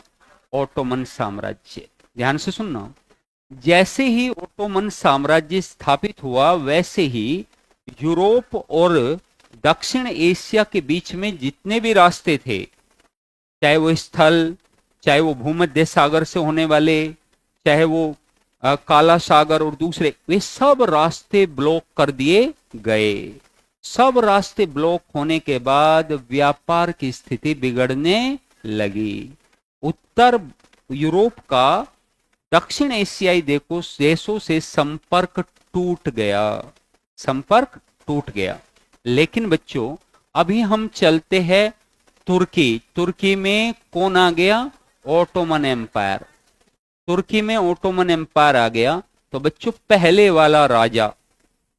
वाला राजा समाप्त हो गया, पहले वाला साम्राज्य समाप्त हुआ। लेकिन इस साम्राज्य की जो आबादी थी वो थी बच्चों ईसाई। कौन थी आबादी? आबादी थी ईसाई, यानी क्रिश्चियन। बच्चों, क्या थी? क्रिश्चियंस। और ये जो ईसाई थे ये बच्चों अब डर गए, क्योंकि यहां पर महमूद सेकंड का राज्य हो गया और उस्मानिया सल्तनत धर्म के आधार पर चलती थी। तो वे इस बात से काफी व्याकुल हुए और उन्होंने जबरदस्त तरीके से तुर्की से पलायन शुरू कर दिया। वे तुर्की से कहां चले गए? वे तुर्की से इटली की तरफ मूव करने लगे। इसकी तरफ मूव करने लगे? इटली की तरफ। और बाइजेंटाइन साम्राज्य बुद्धिवादियों का, वैज्ञानिकों का, साहित्यकारों का जमावड़ा था वहां। रोमन साम्राज्य बहुत ग्लोरीफाइड है बच्चों, बहुत ग्लोरीफाइड। लेकिन अब ईसाइयों पर, उन्हीं वैज्ञानिकों पर जब अत्याचार किए जाने लगे तो ईसाई वहां क्यों रहेंगे? तो उन्होंने तुर्की छोड़ी और इटली की तरफ अग्रसर होने लगे। अब सारे बुद्धिवादियों का जमावड़ा इटली में लगने लगा। कहां लगने लगा? इटली में लगने लगा। और इटली में है बेटा चर्च। और चर्च भी अब तक सोचता है अंधविश्वास के साथ। लेकिन ये जो बुद्धिवादी यहां पहुंचे तो क्रिश्चियन में भी आपस में विखंडन की स्थिति उत्पन्न हो गई। कैथोलिक और प्रोटेस्टेंट आपने सुना होगा। कहते हैं इटली में सारे बुद्धिवादियों का जमावड़ा हुआ और इन बुद्धिजीवियों ने यहां पर विकास का काम या वैचारिक क्रांति करनी शुरू कर दी। यहां पर बात उठने लगी चर्च के शासन की समाप्ति की। यहां वैचारिक क्रांति होने लगी और यह वैचारिक क्रांति थी विज्ञान की क्रांति। किसकी क्रांति? विज्ञान की क्रांति। विज्ञान की क्रांति ने चर्च को चुनौती दे दी और बच्चों इसी घटना को कहा गया पुनर्जागरण। क्या कहा गया? पुनर्जागरण। इटली में पुनर्जागरण हम कम से कम आपको 3 से 4 बार बताएंगे प्री और मेंस में, इसी का लिंक होगा पुनर्जागरण। इटली, तुर्की पर ओटोमन साम्राज्य का उदय, बाइजेंटाइन साम्राज्य की समाप्ति, तुर्की का राजा मुस्लिम, तुर्की की प्रजा ईसाई, ईसाई प्रजा move towards Italy, move towards Italy, Italy में जमावड़ा, बुद्धिवादी, साहित्यवादी, विज्ञानवादी, सबका जमावड़ा और यहीं पर खोजे शुरू और इसी को कहा गया पुनर्जागरण। क्या कहा गया? पुनर्जागरण। अब बच्चों इस पुनर्जागरण में क्या क्या हुआ?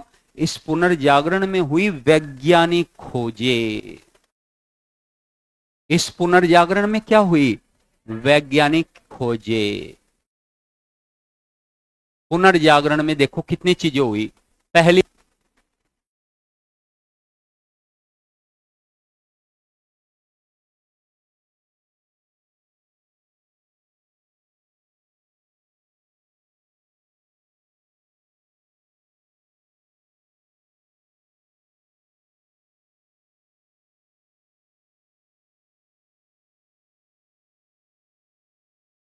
लोकतांत्रिक मूल्य आए।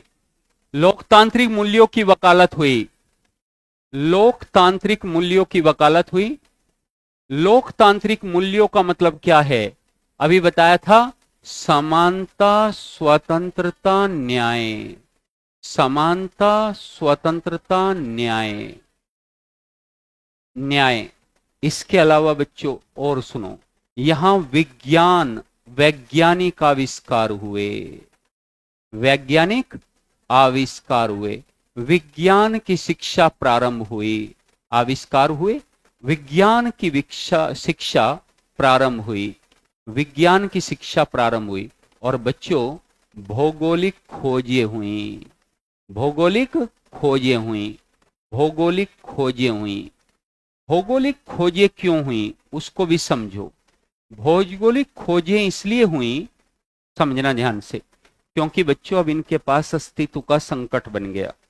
यूरोप में एक अस्तित्व का संकट आन पड़ा कि वहां जो भारत से मसाले जाते थे और जो दूसरी वस्तुएं भारत के साथ और दूसरी देशों के साथ, जैसे इंडोनेशिया हुआ, कंबोडिया हुआ, मलेशिया हुआ, श्रीलंका हुआ, इनके साथ जो व्यापार चलता था वो तो बंद हो गया, क्योंकि रूट पर अधिकार किसका हो गया? तुर्की का। और तुर्की पर है ओटोमन साम्राज्य। तो अब ये क्या करे? अब उससे लड़ नहीं सकते, ये पॉसिबल नहीं है, क्योंकि इस समय ओटोमन साम्राज्य बेहद पावरफुल है, उससे लड़ नहीं सकते। तो फिर ये क्या करे? तो इन्होंने बच्चों नया तरीका खोजा। अस्तित्व का संकट, इसका मतलब नई नई बातों का उदय पक्का होगा।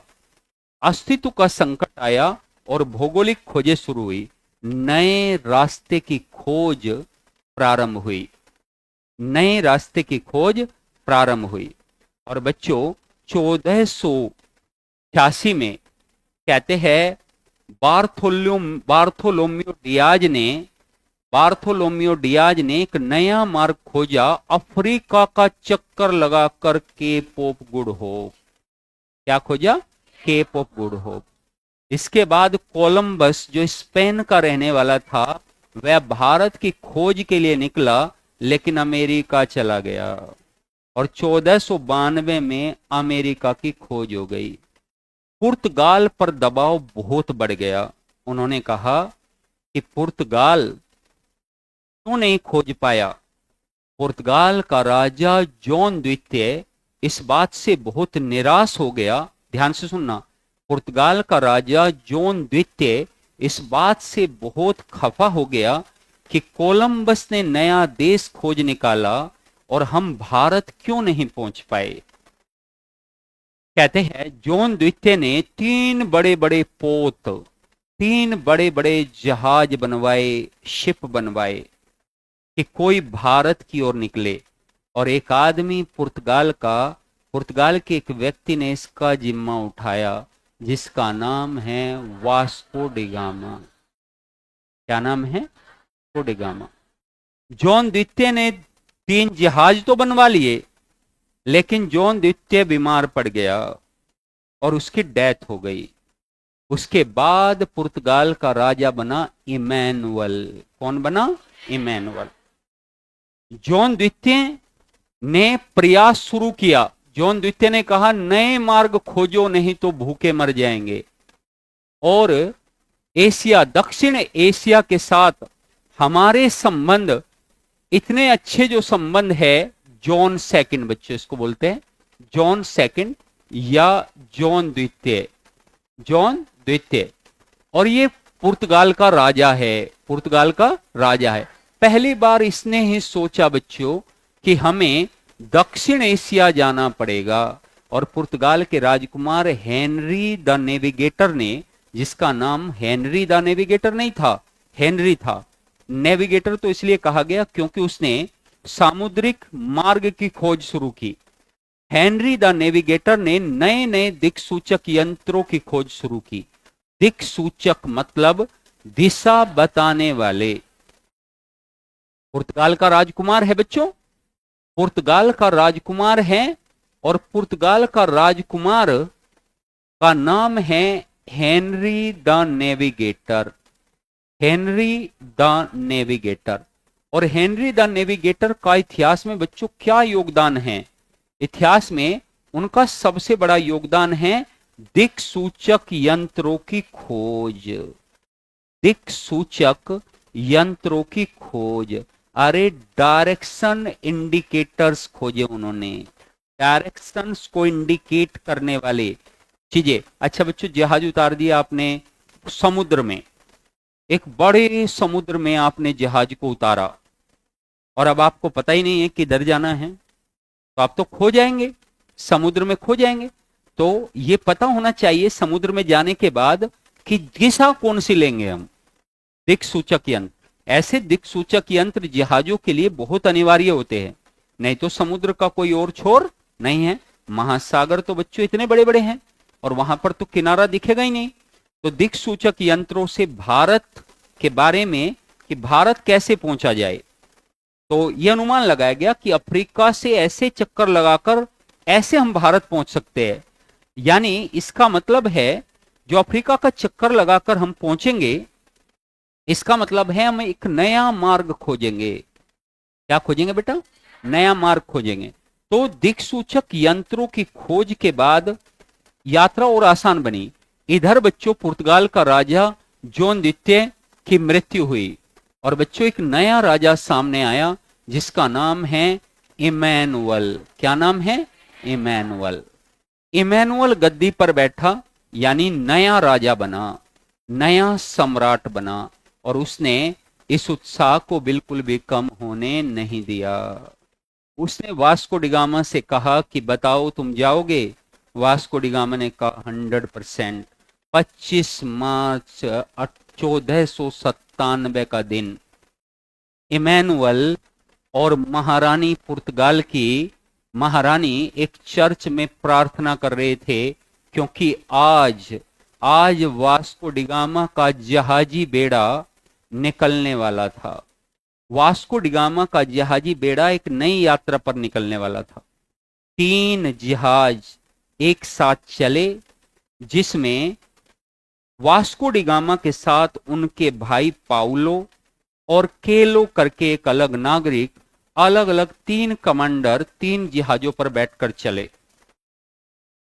90 दिन की यात्रा के बाद लगभग वे भारत की धरती पर पहुंचे और भारत की धरती पर पहुंचकर कालीकट में कालीकट के शासक जमोरिन से मिले। कहते हैं जब वे जमोरिन से मिले, जब वास्को डिगामा को पता चला कि भारत की भूमि पास में ही है और भारत ढूंढ लिया, तो कहते हैं बच्चों वह अपने जहाज पर सिर्फ पूरी रात बैठा ही रहा। अरे इतने पागल और बेहुदा लोग हैं जिसकी कोई हद नहीं है बच्चों। इन्हें यह भी नहीं पता कि ये कहानी क्या चल रही है। एक मूर्ख आ रहा है, एक मूर्ख जा रहा है। अरे गधे, ऐसे पता है ऐसे लोग क्या होते हैं? ये होते हैं बिना लड़े शहीद। एग्जाम से पहले ही शहीद। शहीद होने का मतलब छोड़ के भाग जाते हैं तैयारी। है हम लोग कर पाएंगे तैयारी भला? ये नहीं होगा भाई हमसे। तो क्या करे फिर? बिहार पुलिस की तैयारी कर ले। अरे मूर्ख, ये मूर्ख देखो, एक और आया मूर्ख। और मूर्खों को अब की बार जो मूर्ख उठेगा यहां बुलाकर सम्मानित करेंगे उस मूर्ख को। इन्हें यह भी नहीं पता चलता कि सर एक कहानी को लिंक कर रहे हैं। उस कहानी को लिंक करने के बाद ही तो मॉडर्न का पता चलेगा कि वास्तव में मॉडर्न कैसे शुरू हुआ। इनको इस कहानी से कोई लेना देना। इनको तो पानी पीने जाना है, घूमने जाना है। ठीक है, तो बेटा बस ऐसे ही पानी पीते रहोगे घाट घाट के, है ना। बड़ा दुखता है ना बच्चों मन, जब आप इतने प्रेम से कि कनेक्ट कर रहे हैं मॉडर्न को, इतने प्रेम से हम कनेक्ट कर रहे हैं पूरी एक कंसेप्ट को, और ये भाग रहे हैं 7 जन्म में, और इसको ये कंसेप्ट समझ में नहीं आएगा। फिर कहेगा कैसे आया वास्को डिगामा, कैसे आया होगा।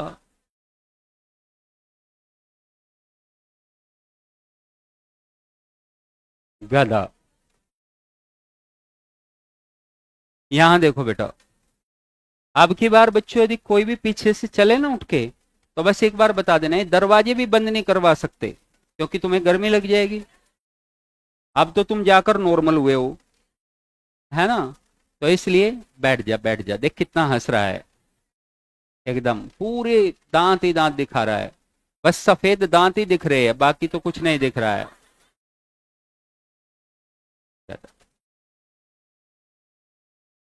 आखिरकार इमैनुअल के काल में वास्को डिगामा भारत पहुंच गया।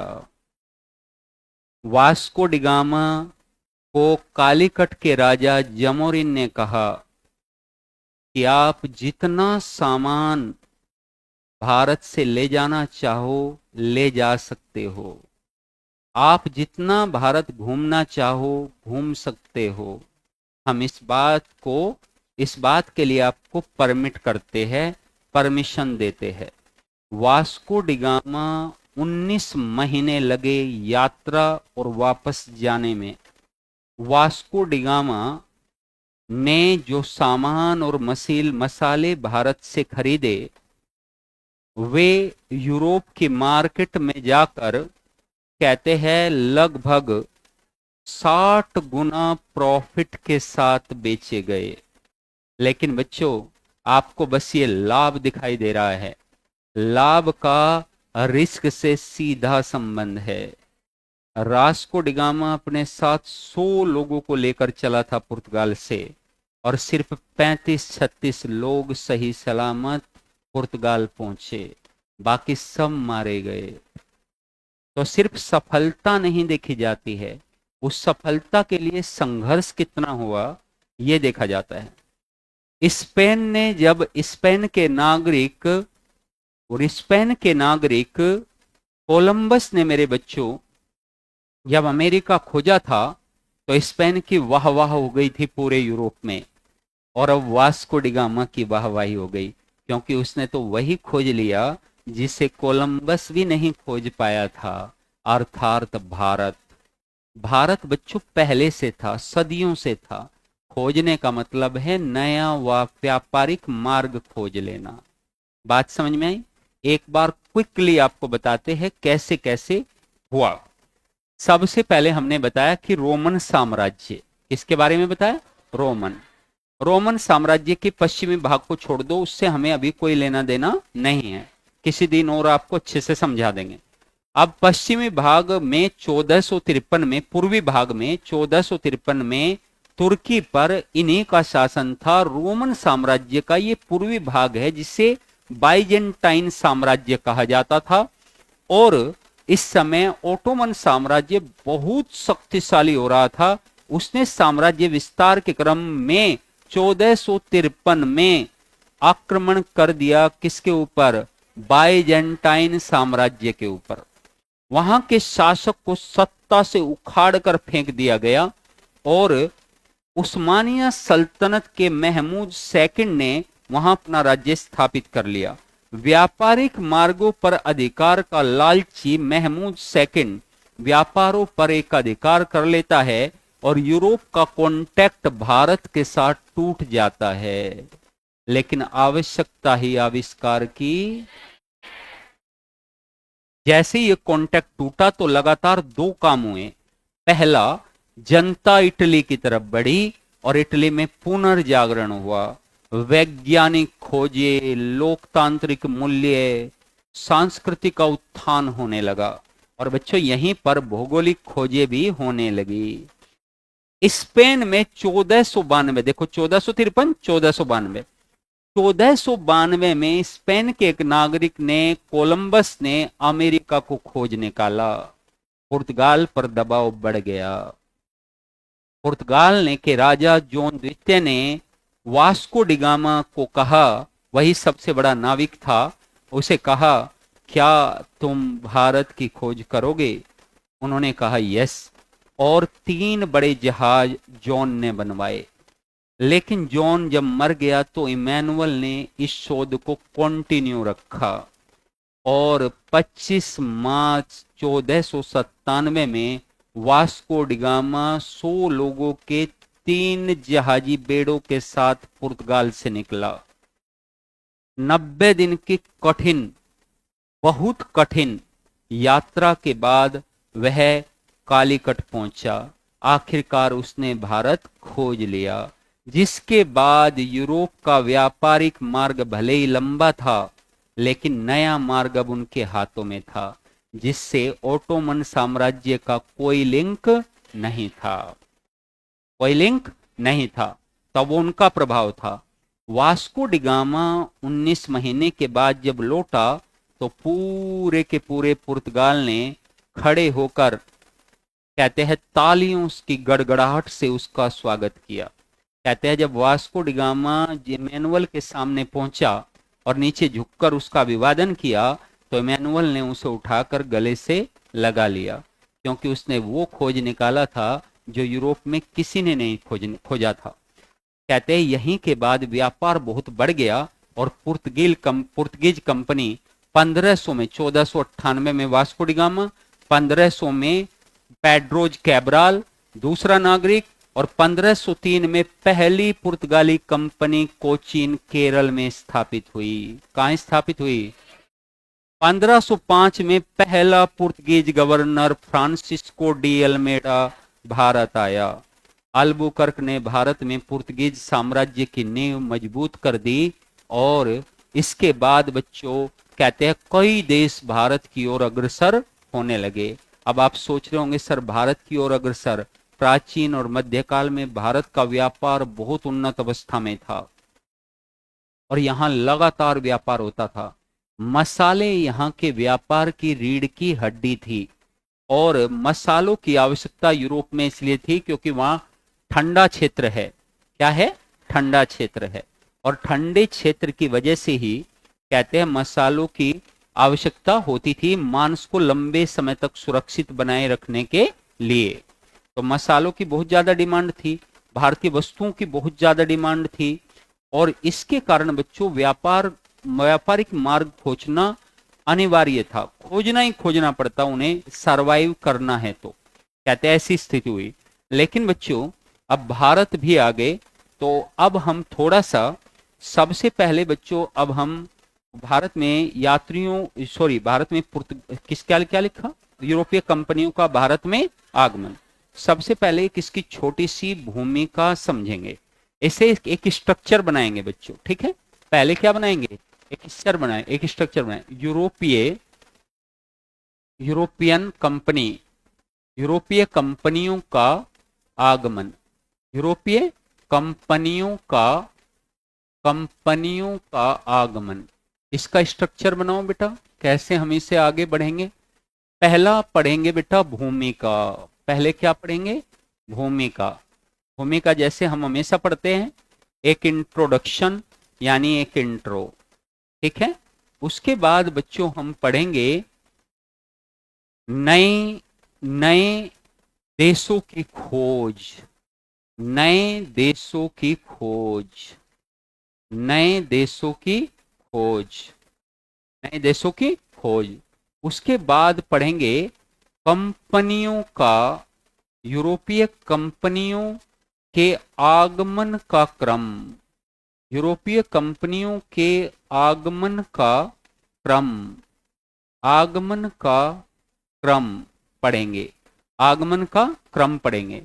फिर हम पढ़ेंगे मेरे बच्चों, आगमन के क्रम के बाद हम पढ़ेंगे यूरोपीय कंपनियों की स्थापना का क्रम, यूरोपीय कंपनियों की स्थापना का क्रम, कंपनियों की स्थापना का स्थापना का क्रम, स्थापना का क्रम।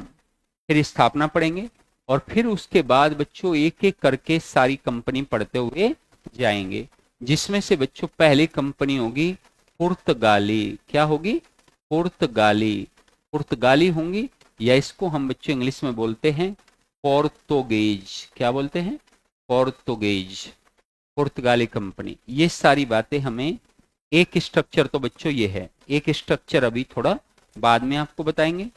पहले हम लिखेंगे यहां पर भूमिका, क्या लिखेंगे बेटा, भूमिका लिखेंगे, भूमिका लिखेंगे, लिखिए, बन गया।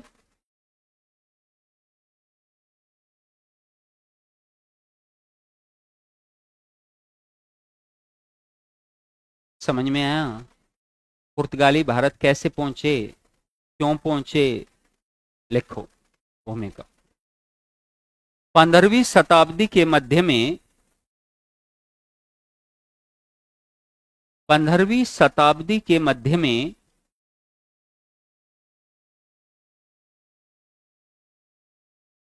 तुर्की के कुस्तुनतुनिया पर,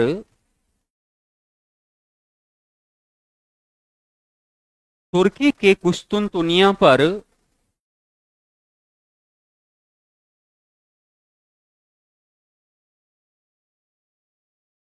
तुर्की के कुस्तुनतुनिया पर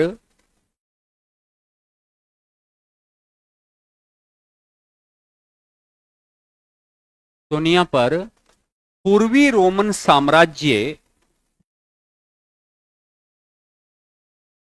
पूर्वी रोमन साम्राज्य, पूर्वी रोमन साम्राज्य, ब्रैकेट लगाओ, बाइजेंटाइन, बाइजेंटाइन, बाइजेंटाइन, बाइजेंटाइन साम्राज्य का आधिपत्य था, रोमन साम्राज्य ब्रैकेट में बाइजेंटाइन साम्राज्य ब्रैकेट क्लोज का आधिपत्य था,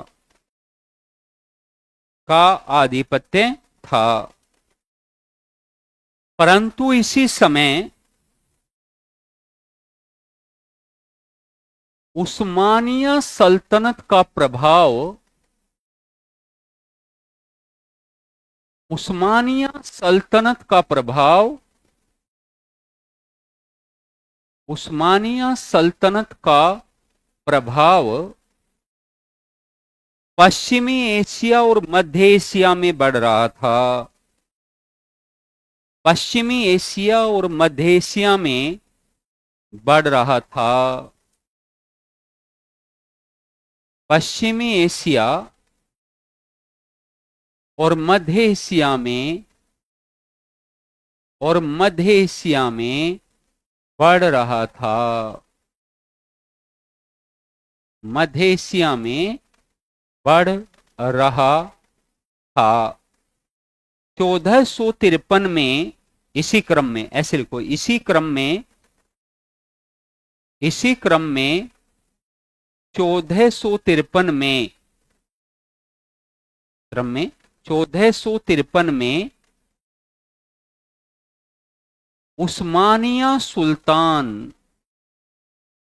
उस्मानिया सुल्तान महमूद द्वितीय ने, उस्मानिया सुल्तान महमूद द्वितीय ने, महमूद द्वितीय ने कुस्तुनतुनिया पर आक्रमण कर दिया। कुस्तुनतुनिया पर आक्रमण कर दिया,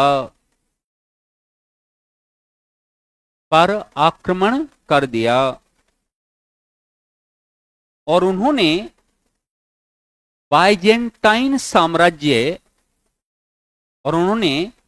बाइजेंटाइन साम्राज्य को समाप्त कर दिया। बाइजेंटाइन साम्राज्य को समाप्त कर दिया।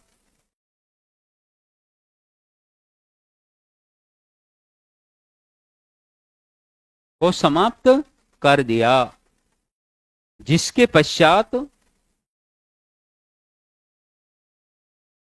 यहां ओटोमन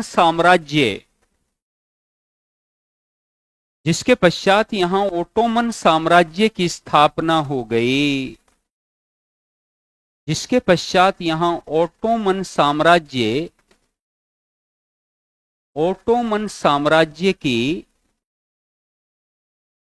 ओटोमन साम्राज्य की स्थापना हो गई।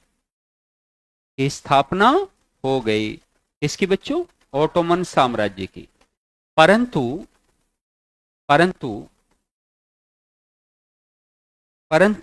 इसका दुष्प्रभाव यह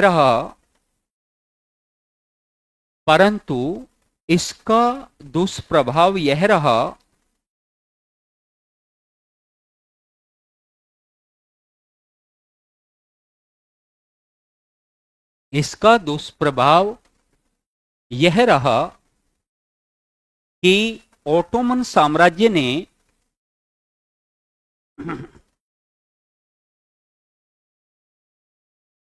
यूरोप और एशिया के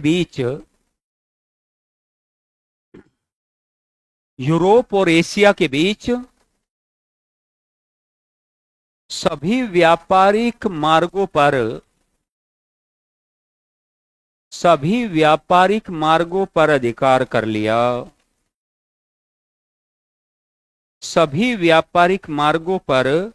अधिकार कर लिया। जिससे यूरोप के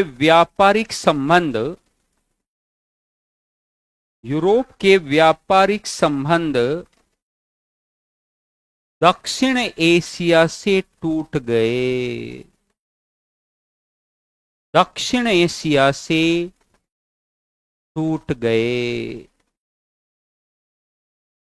एशिया से टूट गए।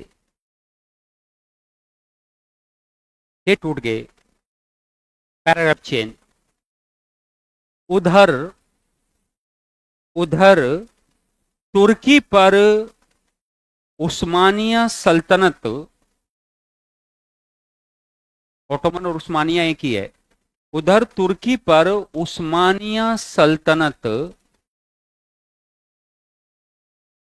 उस्मानिया सल्तनत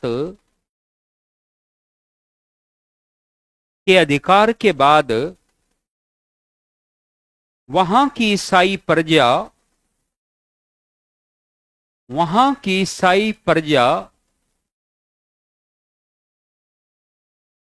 जो बहुत विद्वानों का समूह थी, जो बहुत से विद्वानों का समूह थी,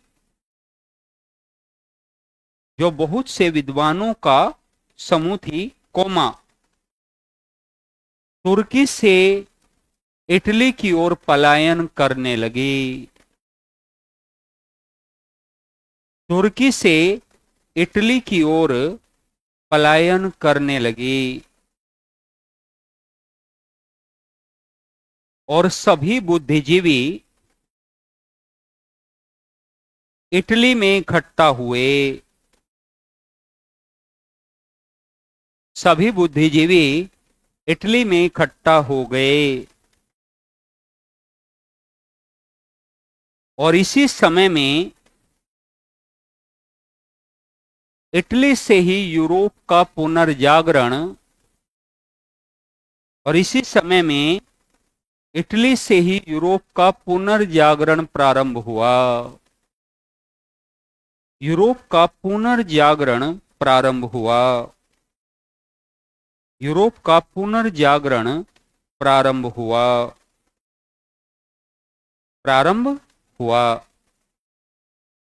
यहां पुनर्जागरण का अर्थ है, यहां पुनर्जागरण का अर्थ है, हाइफन देके, लोकतांत्रिक मूल्यों का विकास। यहां पुनर्जागरण का अर्थ है लोकतांत्रिक मूल्यों का विकास। लोकतांत्रिक मूल्यों का विकास, कोमा कोमा तर्क और बुद्धिवाद की शिक्षा। तर्क और बुद्धिवाद की शिक्षा,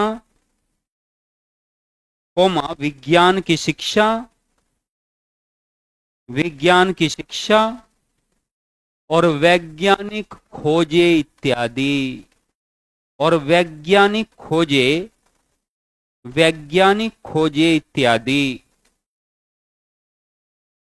वैज्ञानिक खोजे इत्यादि। फिर इससे तो ना बोला जाएगा भाई, वैज्ञानिक खोजे इत्यादि, क्योंकि हम भूल गए। वैज्ञानिक खोजे इत्यादि लिखा नहीं बेटा, तेज बोला था क्या? अच्छा ये बताओ कितने बच्चों ने लिख लिया? सबने लिख लिया। तो कौन गधा है? हाँ, तो तुमने नहीं लिखा तो तुम मत लिखो। इतना धीरे धीरे रिपीट कर करके बोल रहे हैं, है ना, एक ही बार में लिखो। बता रखा है कि हम खुद बोलकर भूल जाते हैं, बोलते हैं कि नहीं? तो वैज्ञानिक खोजे शुरू हुई। वैज्ञानिक खोजे शुरू हुई। पैराग्राफ फिर चेंज, पैराग्राफ फिर से चेंज।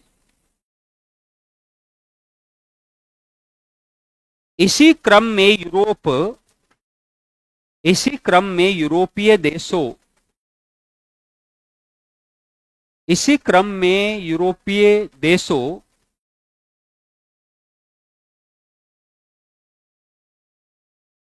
में सामुद्रिक खोजे, सामुद्रिक खोजे शुरू हुई। सामुद्रिक खोजे, सामुद्रिक खोजे शुरू हुई ताकि भारत के लिए नया मार्ग,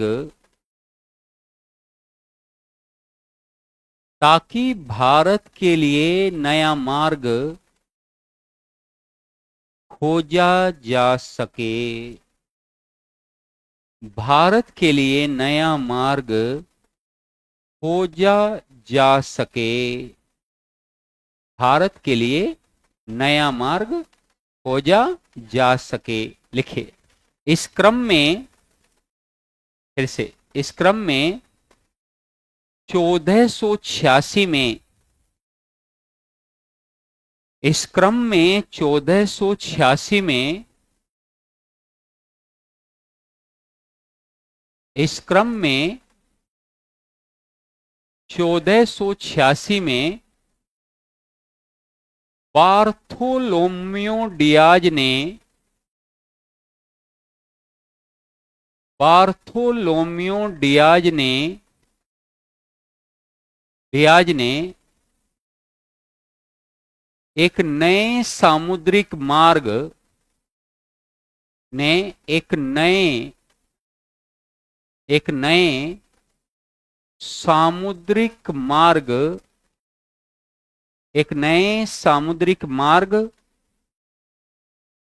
केप ऑफ गुड होप, एक नए सामुद्रिक मार्ग केप ऑफ गुड होप की खोज की, केप ऑफ गुड होप की खोज की।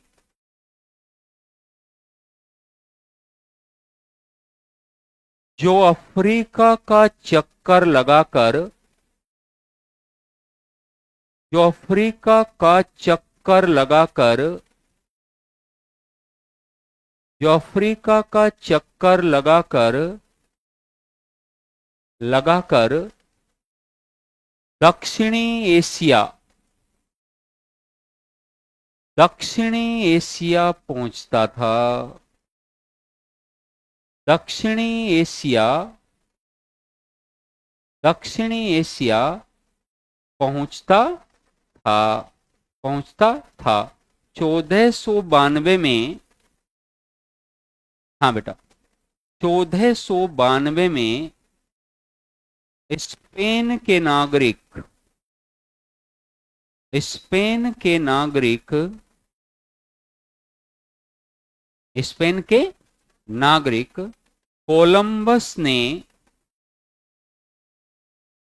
कोलंबस ने अमेरिका की खोज की, कोलंबस ने अमेरिका की खोज की, अमेरिका की खोज की। और 1498 में, और 1498 में, 1498 में पुर्तगाली यात्री वास्को डिगामा, पुर्तगाली यात्री Vasco da Gama, Vasco da Gama, Vasco da Gama या वास्को डिगामा, बात एक ही है। वास्को डिगामा भारत पहुंचा, वास्को डिगामा भारत पहुंचा, वास्को डिगामा भारत पहुंचा। अंततः किसकी खोज हो गई? भारत की। सोचो, ये कारण था भारत आने का। बताओ, इसका तुर्की से संबंध है या नहीं है? तो 1453 पर तुर्की पर अधिकार कर लिया उस्मानिया सल्तनत ने, सारे मार्गों पर कब्जा, यूरोप के पास कोई मार्ग बचा नहीं, नया मार्ग खोजेंगे, समुद्री मार्ग खोजा, समुद्री मार्ग से कोलंबस ने अमेरिका खोजा, बार्थोलोम्यू डियाज ने केप ऑफ गुड होप खोजा, 1498 में वास्को डिगामा भारत आया कि नहीं आया? ये पूरी कहानी जो भारत आने की कहानी है, समझ में आई? पूरी कहानी समझ में आई? ये है बच्चों एक वो स्टोरी जो कि हमें लिंक करती है पूरे मॉडर्न से। क्योंकि बच्चों, यदि हम पूरा मॉडर्न काल किसका है, जेम्स मिल क्या कहता है, अरे सुन लो, ओए ओए नथुलाल सुनो, जेम्स मिल क्या कहता है बच्चों? जेम्स मिल कहता है कि प्राचीन काल हिंदुओं का, मध्यकाल मुस्लिमों का और आधुनिक काल ईसाइयों का काल है। बोलो ये सुनो, ये कहता है कौन? बिल्कुल। तो जेम्स मिल ने जब ये कहा, तो बच्चों यानी आप जो मॉडर्न में प्रवेश कर चुके हैं अभी, वो काल किसका है? ईसाइयों का काल है। किसका काल है? ईसाइयों का काल है। तो आप ईसाइयों का काल तो पढ़ रहे हो, लेकिन ये तो यदि हम ये ना जाने कि ईसाई आखिरकार भारत क्यों पहुंचे, कैसे पहुंचे, तो फिर तो बेकार है समझना। फिर तो इसी बात का पता नहीं चलेगा कि ईसाई यहां आए क्यों थे। तो बेटा, ये पूरी एक स्टोरी जो हमें लिंक करती है। साथ में मेरे बच्चों, आज हमने आपको एक सिलेबस भी समझाया, कि कैसे हम, सबसे पहले तो देखो हमने पढ़ाया आपको कि आधुनिक भारत, आखिरकार आधुनिक भारत इसे क्यों कहे, क्यों कहे बेटा, क्यों कहे आधुनिक भारत? आधुनिक भारत इसे हम इसलिए कहे क्योंकि राजतंत्रात्मक स्थिति का क्या हो गया? समापन। राजतंत्रात्मक स्थिति का क्या हो गया? समापन। समापन हो गया। धर्मतंत्र की स्थिति का क्या हो गया? समापन हो गया। अब तक की नवीनतम व्यवस्थाई, नई शिक्षा प्रणाली, नई शासन व्यवस्था, नए रीति रिवाज, दैट्स वाई मॉडर्न। इसलिए क्या है? आधुनिक। लेकिन लेकिन इस आधुनिक भारत को बच्चों हम कैसे समझेंगे? यदि हम इस पर बात करें तो हमने बताया यूरोपियों का आगमन, मुगल साम्राज्य का पतन, स्वतंत्र राज्यों का उदय, भारत में ब्रिटिश साम्राज्य विस्तार की नीतियां, ब्रिटिश शासन के अंतर्गत भारतीय अर्थव्यवस्था, ब्रिटिश शासन के विरुद्ध विद्रोह, 1857 की क्रांति, भारत में शिक्षा और प्रेस का विकास, सामाजिक धार्मिक आंदोलन और राष्ट्रीय आंदोलन। पहला टॉपिक उठाया है यूरोपियों का भारत आगमन, और उसी के बारे में पढ़ रहे थे। अब इससे आगे की चर्चा करेंगे कल की क्लास में। ये सब सेकेंडरी है, जिन दुखों में तुम डूबे हुए हो, ये सब सेकेंडरी है। प्राथमिक है पढ़ाई, उस पर ध्यान दो। एक दो दिन में खुद ही सेट हो जाओगे। आप बताओ कैसे सिलेबस पूरा होगा? यहां मॉडर्न खत्म करके फिर साथ में कैसे करवाएंगे? तो इसका लाभ तुम्हें ही होगा बेटा। ठीक है, आप लोगों के लिए। Thank you so much, thank you so much, thank you so much. समझ में आया अच्छे से? चलो मिलते हैं कल की क्लास में।